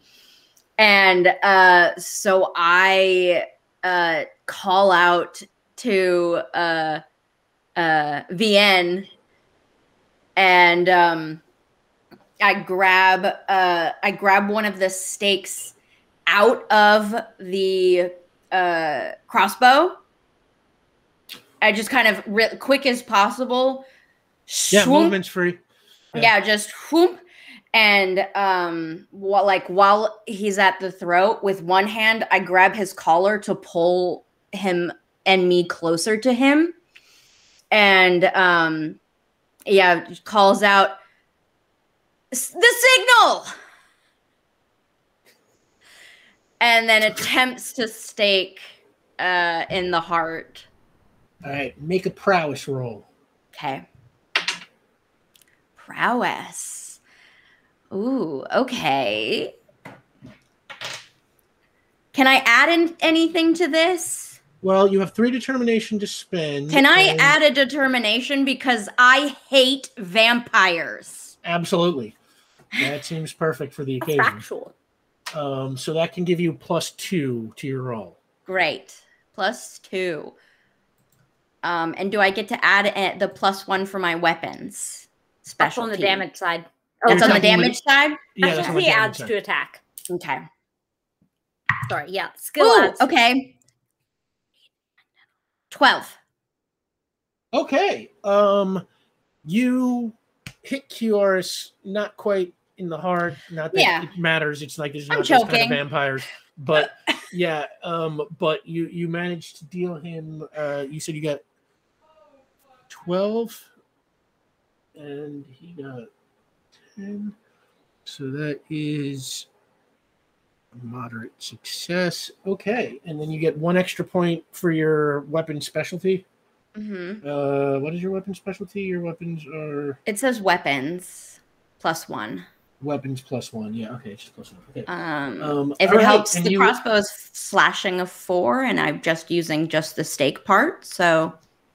All right, you have dealt some damage, and he's just He grabs his shoulder, and he's just like insolent, and he looks very unhappy. So you do still feel pain, you weak thing. And a vampire attacks. I guess it's more. It sounds like that. So you still do feel pain. A vampire attacks Vion. Lunges at you. Vion. Great. Ooh. Coordination if you want to dodge, or strength if you want to. I can't phase as a reaction, huh? I think we said you can't do that because it's too cheap. It's too cheap. Yeah. I'll take the hit. Coordination. Let's go. Here we go. Okay, 8. Well, you didn't have to phase because that vampire rolled a 1, and he just sort of brushes right by you. You know, again, just this kind of hits you a little bit, but not enough to deal any damage, and you manage to kind of slide out of the way. And that brings up Beyond. Awesome tossum. Okay, really quick, I'm just gonna ask this question. I got 2 possible things that are floating in my head. Is this vampire rules, Rick? This is the last vampire rules question I'll ask. Is this vampire rules where if you stake him in a certain area, that's just donezo? Or is this like whittle him down? No, I gotta whittle him down, unfortunately. Okay, no worries at all. In that case, I would like to cast a spell, but I don't want to cast it on me. Oh god, is this Krampus again? No, I'm not. No. Hey, listen, Krampus is happening, but not now. Don't worry about it. I would like to cast. You know how like if I cast invisibility, I can cast it onto someone else, right? Yeah. So, like the spell of going invisible goes onto somebody else, right? This is the logic I'm using. I look to Dalen, and I would like to cast, because it just seems appropriate, Energy Drain, where you can sap a target's vital energy by touch. And currently, Dalen is touching our enemy. Take those vampire powers and just use them. You don't even got to bite. Just take it. If I get this roll right. Omar is determined to make me read every single power in this book. Energy This is why there's both the magic roll and the roll. The first one is just to buy time for Rick to look it up. Yes, right. Make your magic roll to see if you can get energy drain. Oh my god, and the best part is it's his own hubris because he is choking me. Mm-hmm. He won't let energy go. drain saps the target's vital energy by touch. Make a prowess test to touch the target. You're already touching the target. If successful, test energy drain versus strength or willpower. You gotta choose one when you acquire this target. When you acquire this power. Me? Yeah. Since I'm acquiring the power? And you are getting it because I rolled a 14. Yeah, you rolled a 14. Then I choose strength. All right, Vion, your spell is on. Great. And you cast it on her. So she has energy drain. But Yeah. you're casting the spell, so you got to pick strength or willpower. Which one do you want it to work on?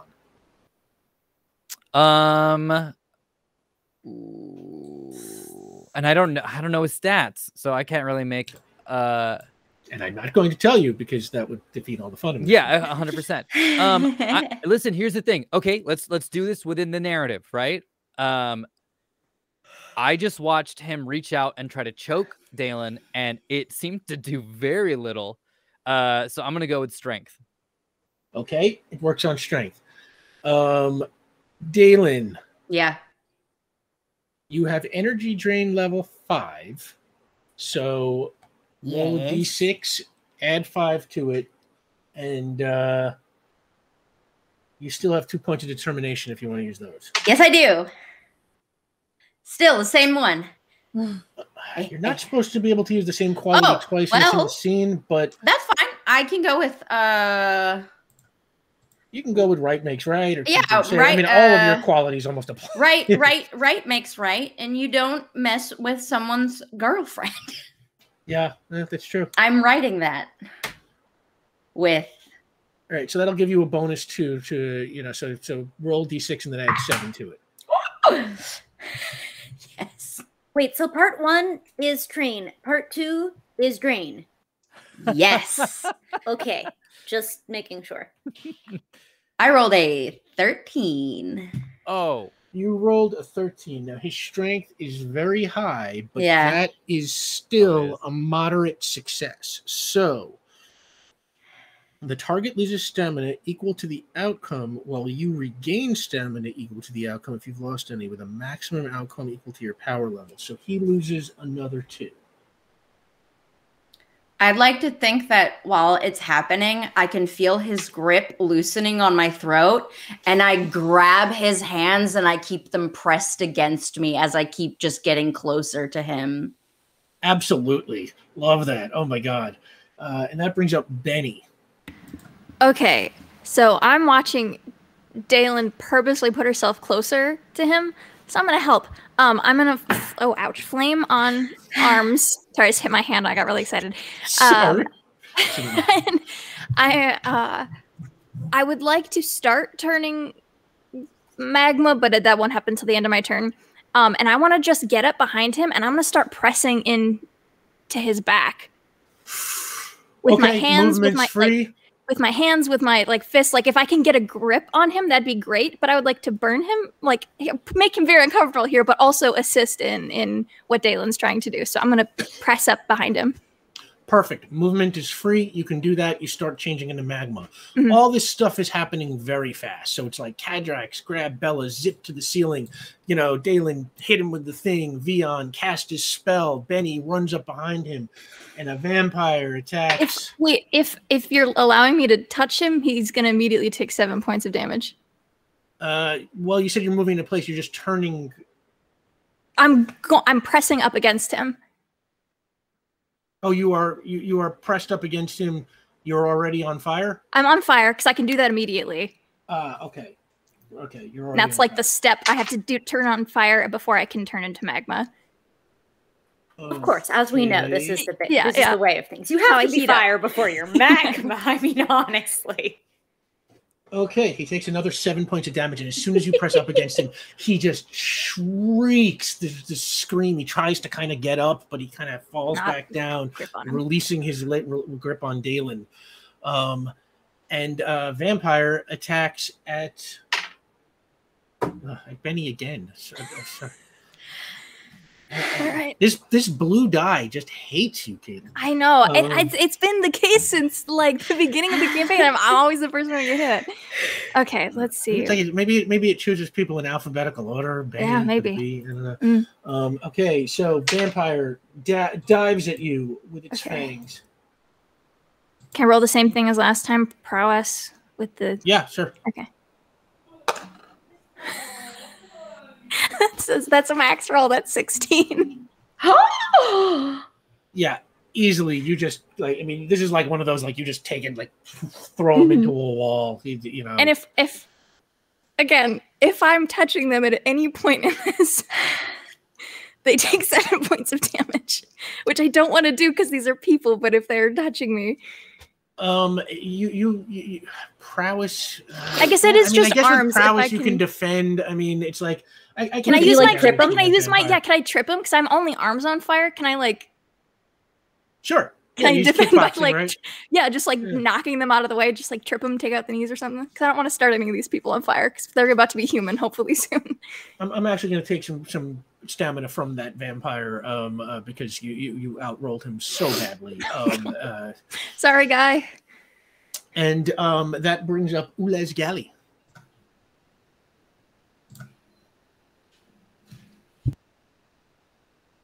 So, Mr. Evil is flailing around. He's been kind of lit on fire. He's got the power drained out of him. Is he still got his grubby little hands wrapped around Dalen's throat? No, he released his grip when he got burned by Benny. Okay. Well, then to add insult to injury, I'd like to light blast into his eyeballs and drain whatever power I can get from him too. Make a light blast roll. Yeah, it's one of the rare times I actually do it for extreme violence, not just to be healthier. What sort of light is this? Is this classified as a sunlight, or is it a light? Alien? Does it affect me? No, not in the way that sunlight would affect. That's what I was wondering because it's also very It's a targeted blast, so cool. Unless you somehow got in the way. Just didn't know if I had to do Yeah, no. maybe a little bit of the Maria in you has gotten you a little bit more violent now, and I think so. Humans are so violent. You absorb one human, and next thing I know, I'm shooting lasers into people's faces. Murder rock. I don't get it. It is a murder rock. Get Gina up to speed. Ulez absorbed a human who had been converted into a computer and sort of acquired some of their personality traits. Oh, neat. Violent 11-year-old girl who killed policemen. That's a choice, isn't it? 11. A lot of policemen. Some of us know what we want to be when we grow up, I guess. Right? Boy. Got it right. She didn't get to grow up. No. But Oh. give me your life blast roll. It's a solid 10. I don't think I can add. Well, you have no, 1 10. point of determination. Yeah, I'm not ready for that yet. Okay. At a 10, I mean, I'm gonna say he's been burned, he's been energy drained, he's probably not gonna be able to react with like a cool prowess thing. He just kind of takes the hit, and your light blast. Hang on, make sure I'm doing this right. I'm versus willpower too. You are versus willpower. To what? To drain. To drain, right? Yeah. Okay.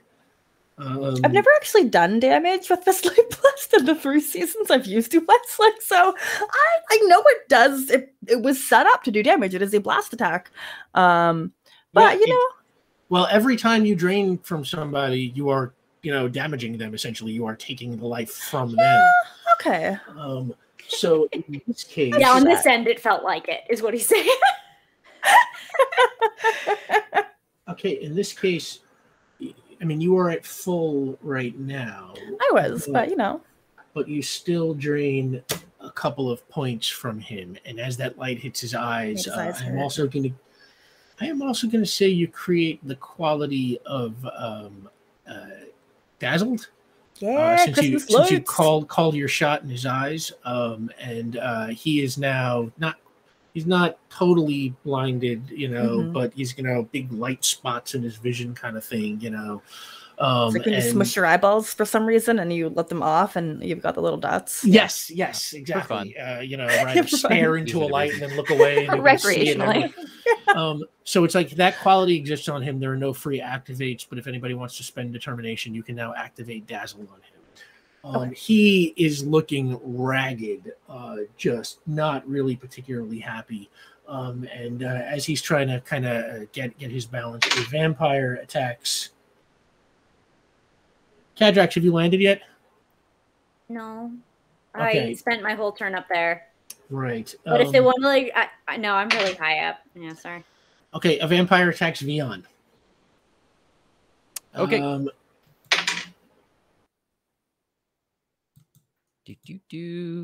Coordination. That's a 5. Vion, it just lunges at you with its fangs, and the fangs just bite into your arm and just kind of rip out like a piece of your flesh. Ugh. You take 4 damage. It hurts like a mofo. Okay. It did not suck any of your blood. You are not in vampire danger or anything like that. But I was a bit curious. Bleeding, and it hurts like hell. Okay. And that brings up Kioris, who, what is he gonna do?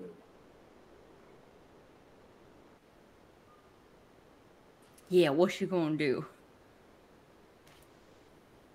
Kioris changes instantaneously into shadow form, which he can do without preparation. You see his shadow begin to slide away across the floor. Do I get a reaction? What do you? No? Probably not. What do you want to do? I don't know. I mean, I know how the shadow things work. Is there a way to stop it or follow it in any way? Tell you what, make an intellect roll. Okay. You said you've been studying vampires. And I rolled a 6. What do I get to add to that? Your intellect, which is 10. 4, so that's a 10. Okay. You know that in shadow form, vampires can't move any faster than they can move in normal form, which Kioris is still pretty fast. Yeah. And they are susceptible to light, extreme light. Okay. Is his only turn? Yeah, that's all he does. Okay. All right. Dope. I guess that will be my reaction. I don't know if I'm allowed to do reactions in this system. I can't quite remember. I mean, you can't really take actions if you know in the heat of battle. If you want, you can yell out what you know so that everybody else knows. Okay, great. Blast this idiot with light. Oh. Cadrax, it is your turn. All right. Well, I've received my instructions. Cadrax is going to dive down, skimming to the same floor over him, kind of being a tracker over where the shadow form is. And they're going to screech out to blast out the lights. So you get a big plunk of sparks and rain and light blast right over him. Okay. It sounds like a complex task. Okay. Give me a complex task roll. Happily.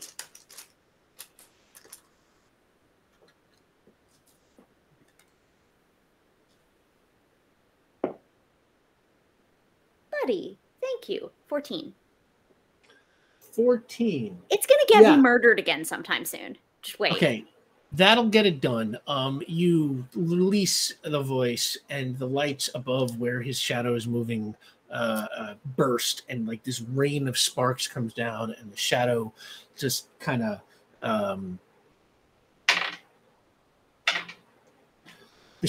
like stops and starts heading back in the other direction, as it clearly looks like you had some kind of effect on it. While that is happening, a vampire attacks Ula's galley. Vampire lunges at you. So I'm gonna, oh, this is such a bad idea, but I'm legit gonna use my prowess for the first time. Also, this entire game ever. Probably not. Because I've got these like badass leather bracers and stuff. So I'm not only do I look cool, but I probably feel very cool and very protected. All right, make a prowess roll. I'm very afraid. You're very cool. 6. All right, the vampire hits you. It sinks its fangs into your arm, but it cannot penetrate because of your damage resistance. The extra leather armor that you got from Dalen Prawley, in addition to your own, you already have 1 damage resistance. Mm-hmm. So it takes a bite. You are a little bit, like it looks like it's going to be a scary moment, but you don't feel anything. Oh. And now that brings up Dalen. Is he still in shadow form? Yeah, you can see the shadows zipping. This is all happening extremely fast. Zipping back from the direction where Cadrax shattered the lights. Okay, I chase after him, but as I do, I rip some of the Christmas lights and the LEDs that have been strewn about, and I'm lassoing it around my body as I go to jump and tackle his shadow as just a beacon of light, and I'm I don't think so. I love this Wonder Woman-y moment. Yeah. So you don't get to run, coward. So essentially trying to hit him with the Christmas lights, do what Cadrax did, kind of, right? Yeah. Okay, give me prowess roll. You. Yeah. What? The power of Christmas compels you. The power of Christmas compels you. What am I adding?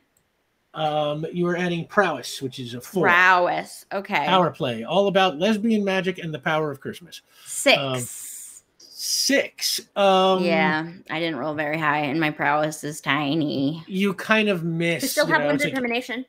Oh, can I? Well, would adding determination?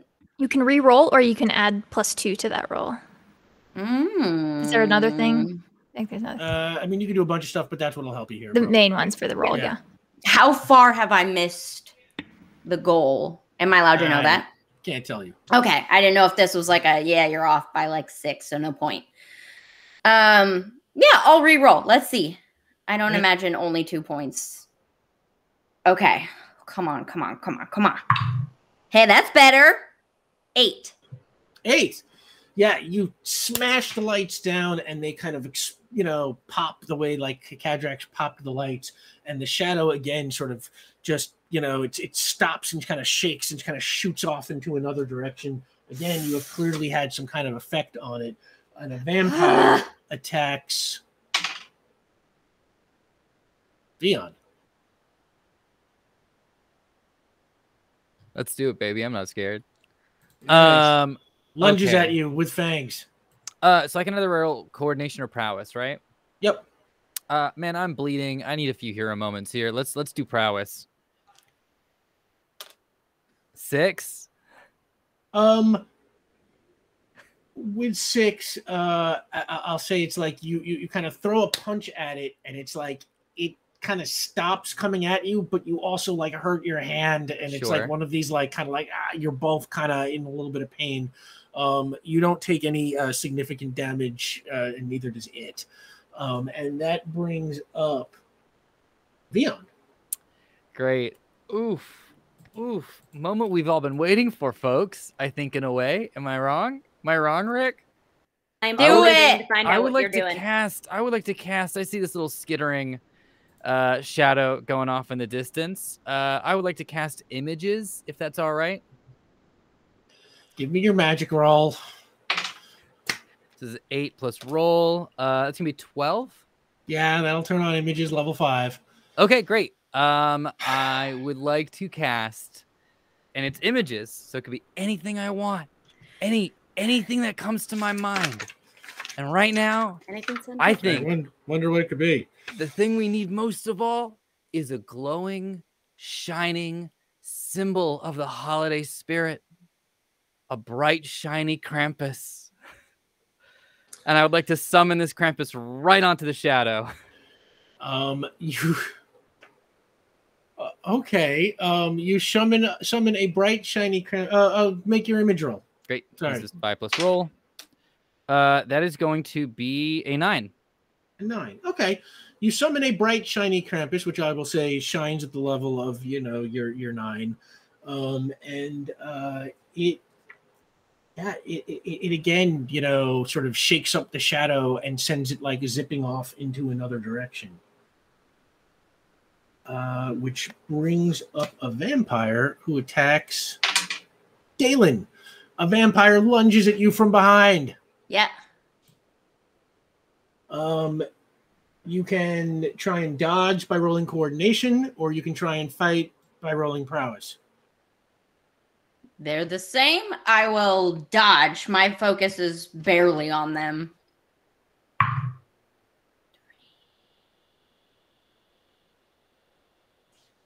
7. And I'm 7. wearing armor as well. Ooh, that is an exact tie. You know what? Right. With your armor, honestly, it's like it kind of rushes by you. Let's say it swipes with its claws, but it can't penetrate your armor because it's just too close. Cool. So yeah, you are okay, and that brings up Benny Beckett. So I've been watching this shadow zip back, zip kind of forward as a battery, whatever, and I'm trying to gauge for when it's going to get near. And I think she takes like a running start as her hands have gone from fire to magma, and I'm going to kind of take a running start and try to both fists down onto it. Lava glows a little bit. That's all I got as far as light. So I want to try to pin it with some lava fists. I don't know if I'm going to be able to do much light damage, but that's what I've got. Make a prowess roll. Okay. Does this count as kickboxing? I mean, it's an attack. Okay. Gotta ask. Okay. 11. 11. Yeah, absolutely. It clearly deals a little more damage to the shadow, which is now kind of almost not even moving. It's just sort of sliding, sort of amoeba-like around. Can't really seem to like get in any direction. And it almost looks like it starts like three-dimensionalizing a tiny bit, like yours is almost trying to change shape back, but doesn't quite have the energy. And that brings up Ulez Gali. So, despite everybody's efforts, it's not enough to pull this being out of like shadow form? Not yet. Okay. So Ula's kind of, they probably like drop off some of their like festive holiday lighting off of themselves. And then because they are feeling strangely protective of their friends who are quite capable of handling themselves in the situation, but they understand that they have a certain set of skills to be able to, really, really illuminate the situation. And with that bright idea, I'm going to go ahead and use my determination of strangely protective. I want to stunt on some burst light to light up this whole place like it is Christmas night. Give me a light blast roll. Love that. Oh, that is going to be 11. You just release this massive burst of light, which just everybody else, it is like white light blinded for a moment. You see nothing but the light, the whole, and Ulez, as you look at the floor, you see the shadow for a second, like three-dimensionalizes back into Kioris, and he just lets out this scream as he dissolves into light and disappears. And then everything is still. How are the humans? Well, you all look around and you see the vampires are kind of feeling at their mouths. Some of them seem kind of surprised. Some of them seem a little disturbed, trying to get their claws back out.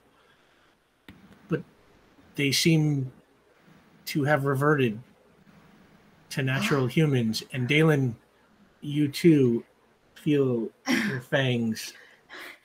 When you cut back to Dalen, she has in the meantime waited for his human or his form to recorporealize. So she has picked up a whole Christmas tree in an attempt to like harpoon stake him with a Christmas tree and is just waiting. And as the fangs recede back into her gums, she just goes, oh, that's too heavy now. Oh, and it just like collapses on her, and she's just like, God, okay, hold on, I got you, and I'll knock off the magma, and I'll get you out from under a tree. Okay. That would have been really cool. I was really excited for it. I thought, but no, this is way better. This is way better. And I'll hold out a hand, I'll help you up. Thanks. Okay, wait. Little warm, but she's fine. You're not gonna get burned. From somewhere way above, you hear Bella, somebody get me down from here! I was just about to. This seems unnecessarily rude. The next thing You're supposed to say thank you, honey. Cadrax flies up, and they're going to, I think, just grab a. No, I think they grab a sword off the ground. Yes. Because based on all of the descriptions, there are ground swords now. Yes. And so they're going to cut through those straps and catch Bella in their other arm and float her right down. So by the time the tree is off, I think there's like the brush, and floating down in front of Dalen will be Bella. An angel for Christmas. And pulls her in and starts sobbing. Yeah, and she just hugs you, and she's just like, no more vampires at the apartment, okay? Never, never, never. I will put a sign on the door. Solicitors and vampires buzz off. Not to, be a bearer of bad news, but there is still a vampire in your apartment. What? Oh, just a body. Yeah, but we should maybe deal with that before. Yeah. She's just like, wait, before we do anything, and Dalen, Bella, she kind of grabs you by the vest and pulls you in and just gives you the most passionate kiss of somebody who thought they were a goner, Yeah. and gets that second chance, that they did not think was coming. Yeah. She's. It's romantic and a slightly inappropriate Christmas. I don't know. I turned to Seems Krampus. pretty and I merry gave to a me. thumbs up. And Krampus gives you a thumbs up back and then poof, vanishes Gone too with soon. an evil. Yeah, and you hit a guy with a Krampus. I don't think I know anyone who could say that. That was pretty cool. Thank Krampus you. was very lovely. Yeah. Dalen Dalen taxonomically. Dalen Turns turns to Krampus. Yeah, Dalen turns to Vian and is just like, is your spell have vocal qualities, or did that thing just laugh? No, not to my knowledge. It's not supposed to do that. Wow, Christmas. it's a Krampus miracle. We summoned the actual Krampus here. I think you summoned the actual Krampus. And hey, he gave us a thumbs up. Yeah. Very cool. So I will say, you go back to Dalen's apartment and help her take care of that body. Oh, don't worry. I got an uncle somewhere. They'll clean it up for me.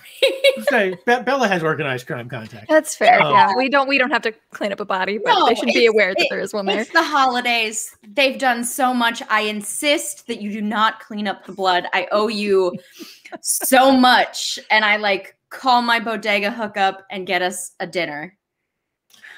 And you all eat Christmas Eve dinner together at Dalen's with Bella and Butter. And Probably out on the fire escape. Yeah. Do I get to meet Dog? Yes, bring I will Dog. absolutely fly home. I will pick up Dog, who, by the way, Gina, you don't know, the most important No. season update of season 3. The community got us a flying harness to attach Dog, doggles, and an aviator hat. So that lands on your fire escape exactly wrap around the way we did at the beginning, but now with Dog. And Dog and Butters meet. Yeah, and Dog and Butter sniff at each other's butts, and then they sit down and eat their plate of Christmas dinner and do cute doggy stuff. And you all have a great night. And Bella and Dalen, you finally get back to having that Merry Christmas Eve that you were hoping to have. Do we get a Christmas snow? You know what? And that night it snows. Makes me And the very next- happy. Hey. And the next morning, There's more.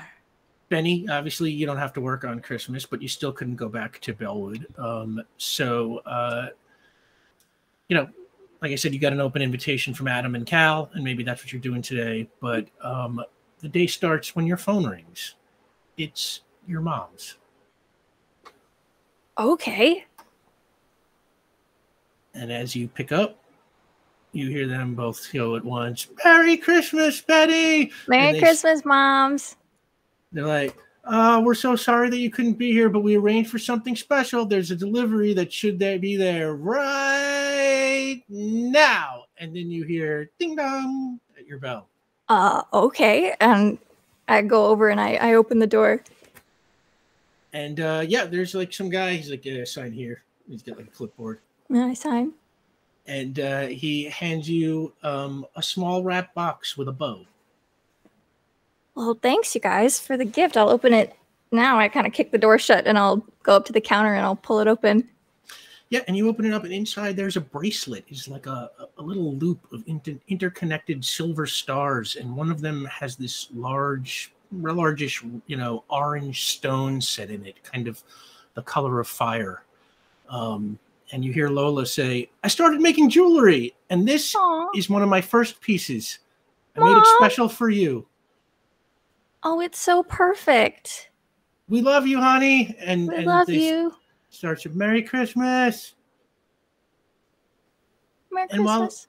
while that is going on, Ulez, you are at home with Vion, and you too get a delivery. Messenger stops by and drops you off a package. The return address is from Gabriella Yates. Oh. Leon, could I open this? By And all then- means, yeah. I'm going to throw the wrapper on the ground. That's how they do it in the movies. Have at it. I'm gonna tear it apart and throw the wrapper on the ground. Yeah, and you tear it apart, and inside there is a very old plastic, like toy ray gun, and it's got a sticker on the side of it that says Beatrix Blast. Very adventurous kind of looking lettering. And the minute you see it, you're just flooded with this warm, nostalgic fondness that you don't understand. And there's a note. And the note says, "Dearest Ulez, Beatrix Blast was a space explorer from the serials. She was never quite as popular as Buck Rogers or Flash Gordon, but I am told she was Maria's favorite hero to watch, and this was her favorite toy to play with. I don't think of it as a gift so much as a return. Happy holidays, my friend." I love it. We love it. And I'm going to start shooting just nonsense around the house. Yeah, You when wanna you take- pull yeah. it kind of makes sparks and stuff. You want some pictures with that, Ulez? Yes, please. Great. Watch, I'm going to shoot this aloe plant. Pew, pew, pew, pew, pew, pew, pew, pew, pew. Oh, yes, and you do that, and while that is going on, Vion, knock at the door, 1 second, Ulez. And I open it. and you see the smiling face of Pete Alameda. Pete, Pete.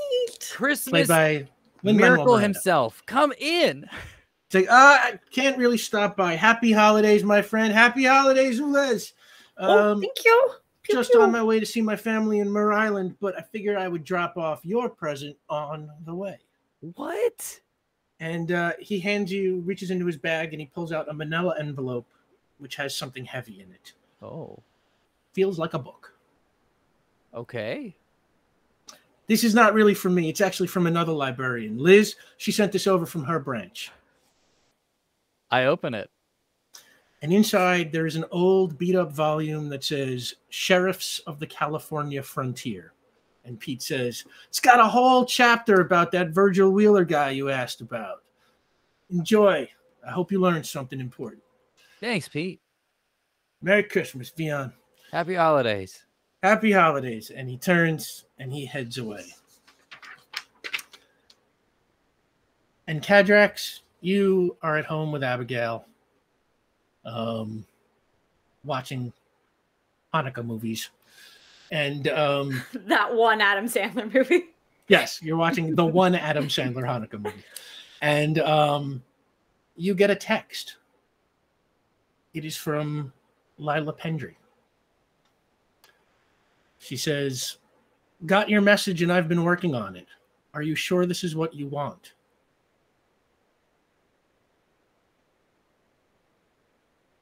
Text to speak. More than anything. You see that typing sound or typing symbol. And then in that case, they'll be expecting you back at Serrano Memorial on Monday, January 4th. Then you see that typing symbol again. Word of advice. Keep your expectations in check. On Earth, we have an old saying. You can't go home again. Happy holidays, Kadrax.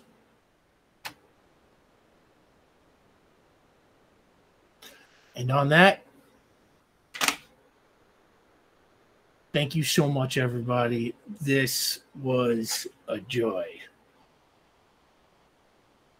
Yay! Christmas in September. Christmas is coming. Christmas All right. vampires.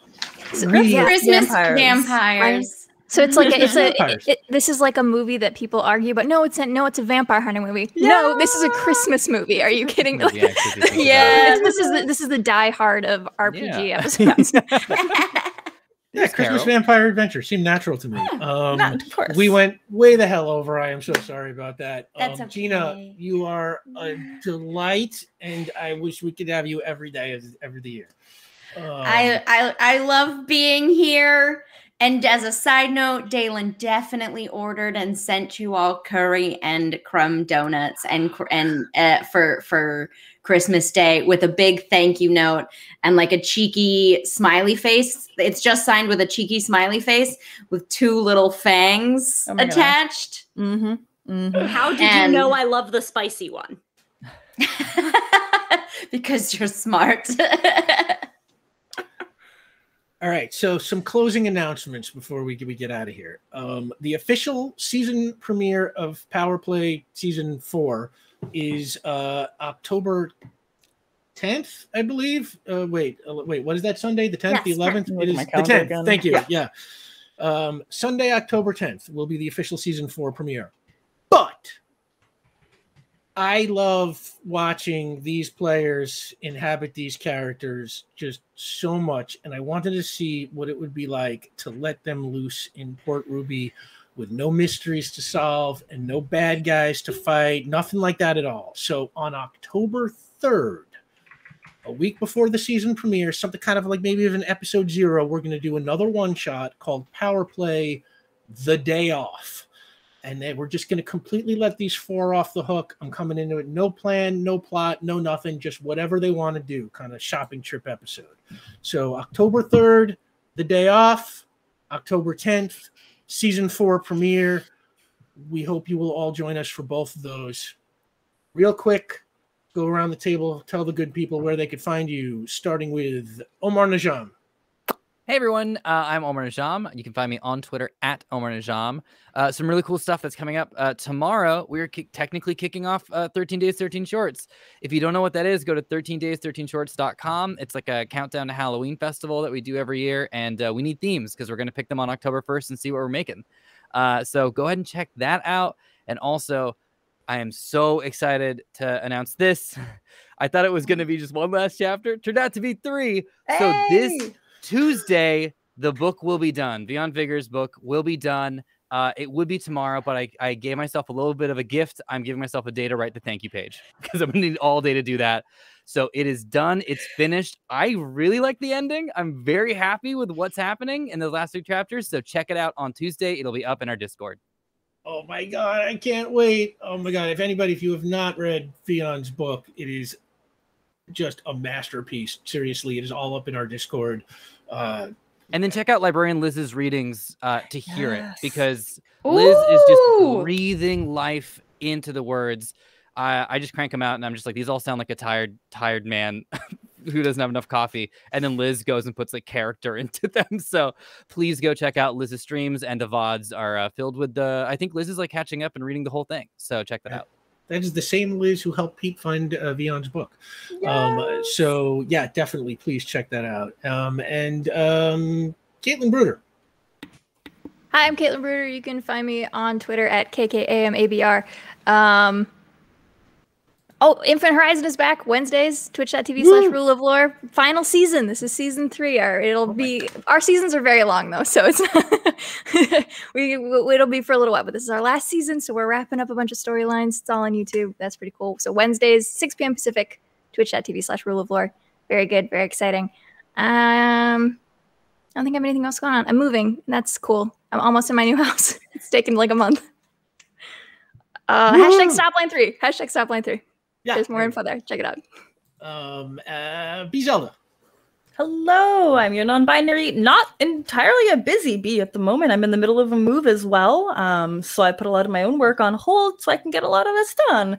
And so far, so good. So if you just want to follow me and occasionally see me talk about cat butts, that's pretty much all I got for you. Yeah. Who doesn't want to see that? You don't have to see the cat butts. I just want good conversation about cat butts. Oh, we love cat butts. Sam DeLev. Hi, I am Sam DeLev, aka Cadrax Eversinger, aka Dr. Caden D'Alto. Put some respect on their name. When I am not being this alien from Earth, doing other things with Gina DeVivo, because I know what's good in life, and you can catch us together running space tomorrow on QueueTimes for Clear Skies. That's 5 to 8 p.m. Pacific time. I also have a whole bunch of things that I do with my own streams and streaming with friends, the schedule for which can be found on my Twitch page. That's twitch.tv/Delevely, DELEVELY. In conclusion, Gina DeVivo. That's me. Yeah. I'm Gina DeVivo. It has been a pleasure to come back as Dalen and get to have a lovely romance that she did not last time. So thank you. And yeah, you can find me all over the internet playing with the lovely Sam DeLev on Mondays. And on Fridays, if you like D&D, that's comedy and never on the rails and making our DM very happy and angry, you can check out Failed Save over on the Pixel Circus channel.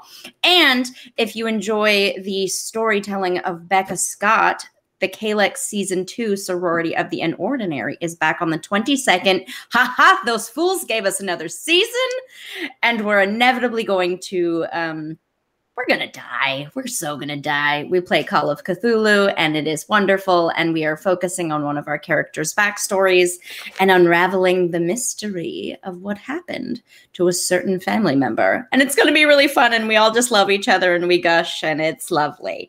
So check it out. It's on Becca Scott's channel.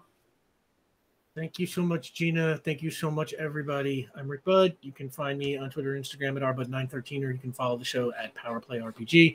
And like I said, I will be back here with 4 of these people on October 3rd for Power Play, The Day Off. And then a week later, on October 10th, Season 4 starts. And thank you so much, everybody, for joining us and for supporting. And on that, the theater goes dark. And we are in Ruby Village. And it is New Year's Eve. We are at Enlightenist headquarters. Althea, the Enlightenist representative played by Betty White, who Benny met on her trip to Enlightenist headquarters, is busy hanging up New Year's decorations in the Enlightenist office. Falling snow can be seen outside the windows. And Althea climbs on a chair, starts pinning up a banner that says Happy New Year. She's humming Auld Lang Syne.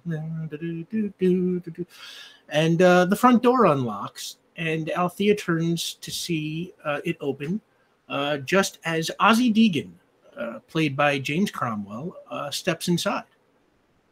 And Althea says, Oz, you made it. And he brushes the snow off his coat and he says, well, it looked close for a while, but the plane took off on time, so here I am. And Althea walks over and gives him a warm-looking hug and says, I'm almost done with the decorations. And she gets back on her chair to pin up another banner that says Happy 2021. And Ozzie reads the banner and a wave of excitement kind of sweeps over him. And he says, this is it. The year it's all going to happen. And Althea nods, and without looking back at him, she says, yeah, if she survives. And Ozzie replies, she'll survive. She has to. And Althea casts him an uncertain look, but says nothing. And Ozzie sits down in a folding chair and just watches as Althea finishes attaching the other half of the banner. And he says, when she was here, did you, read her thoughts? And Althea throws him a sly smile and says, I might have sneaked a peek. And Ozzie raises an eyebrow and he says, does she suspect anything? And Althea shakes her head and says, not even a little. And Ozzie says, perfect. And then he smiles and says, Happy New Year, big sister. And Althea replies, Happy New Year, little brother. May it be an enlightening one. And on that, Power Play finally crosses over into 2021. And we will see you for the day off. Thanks for playing with us.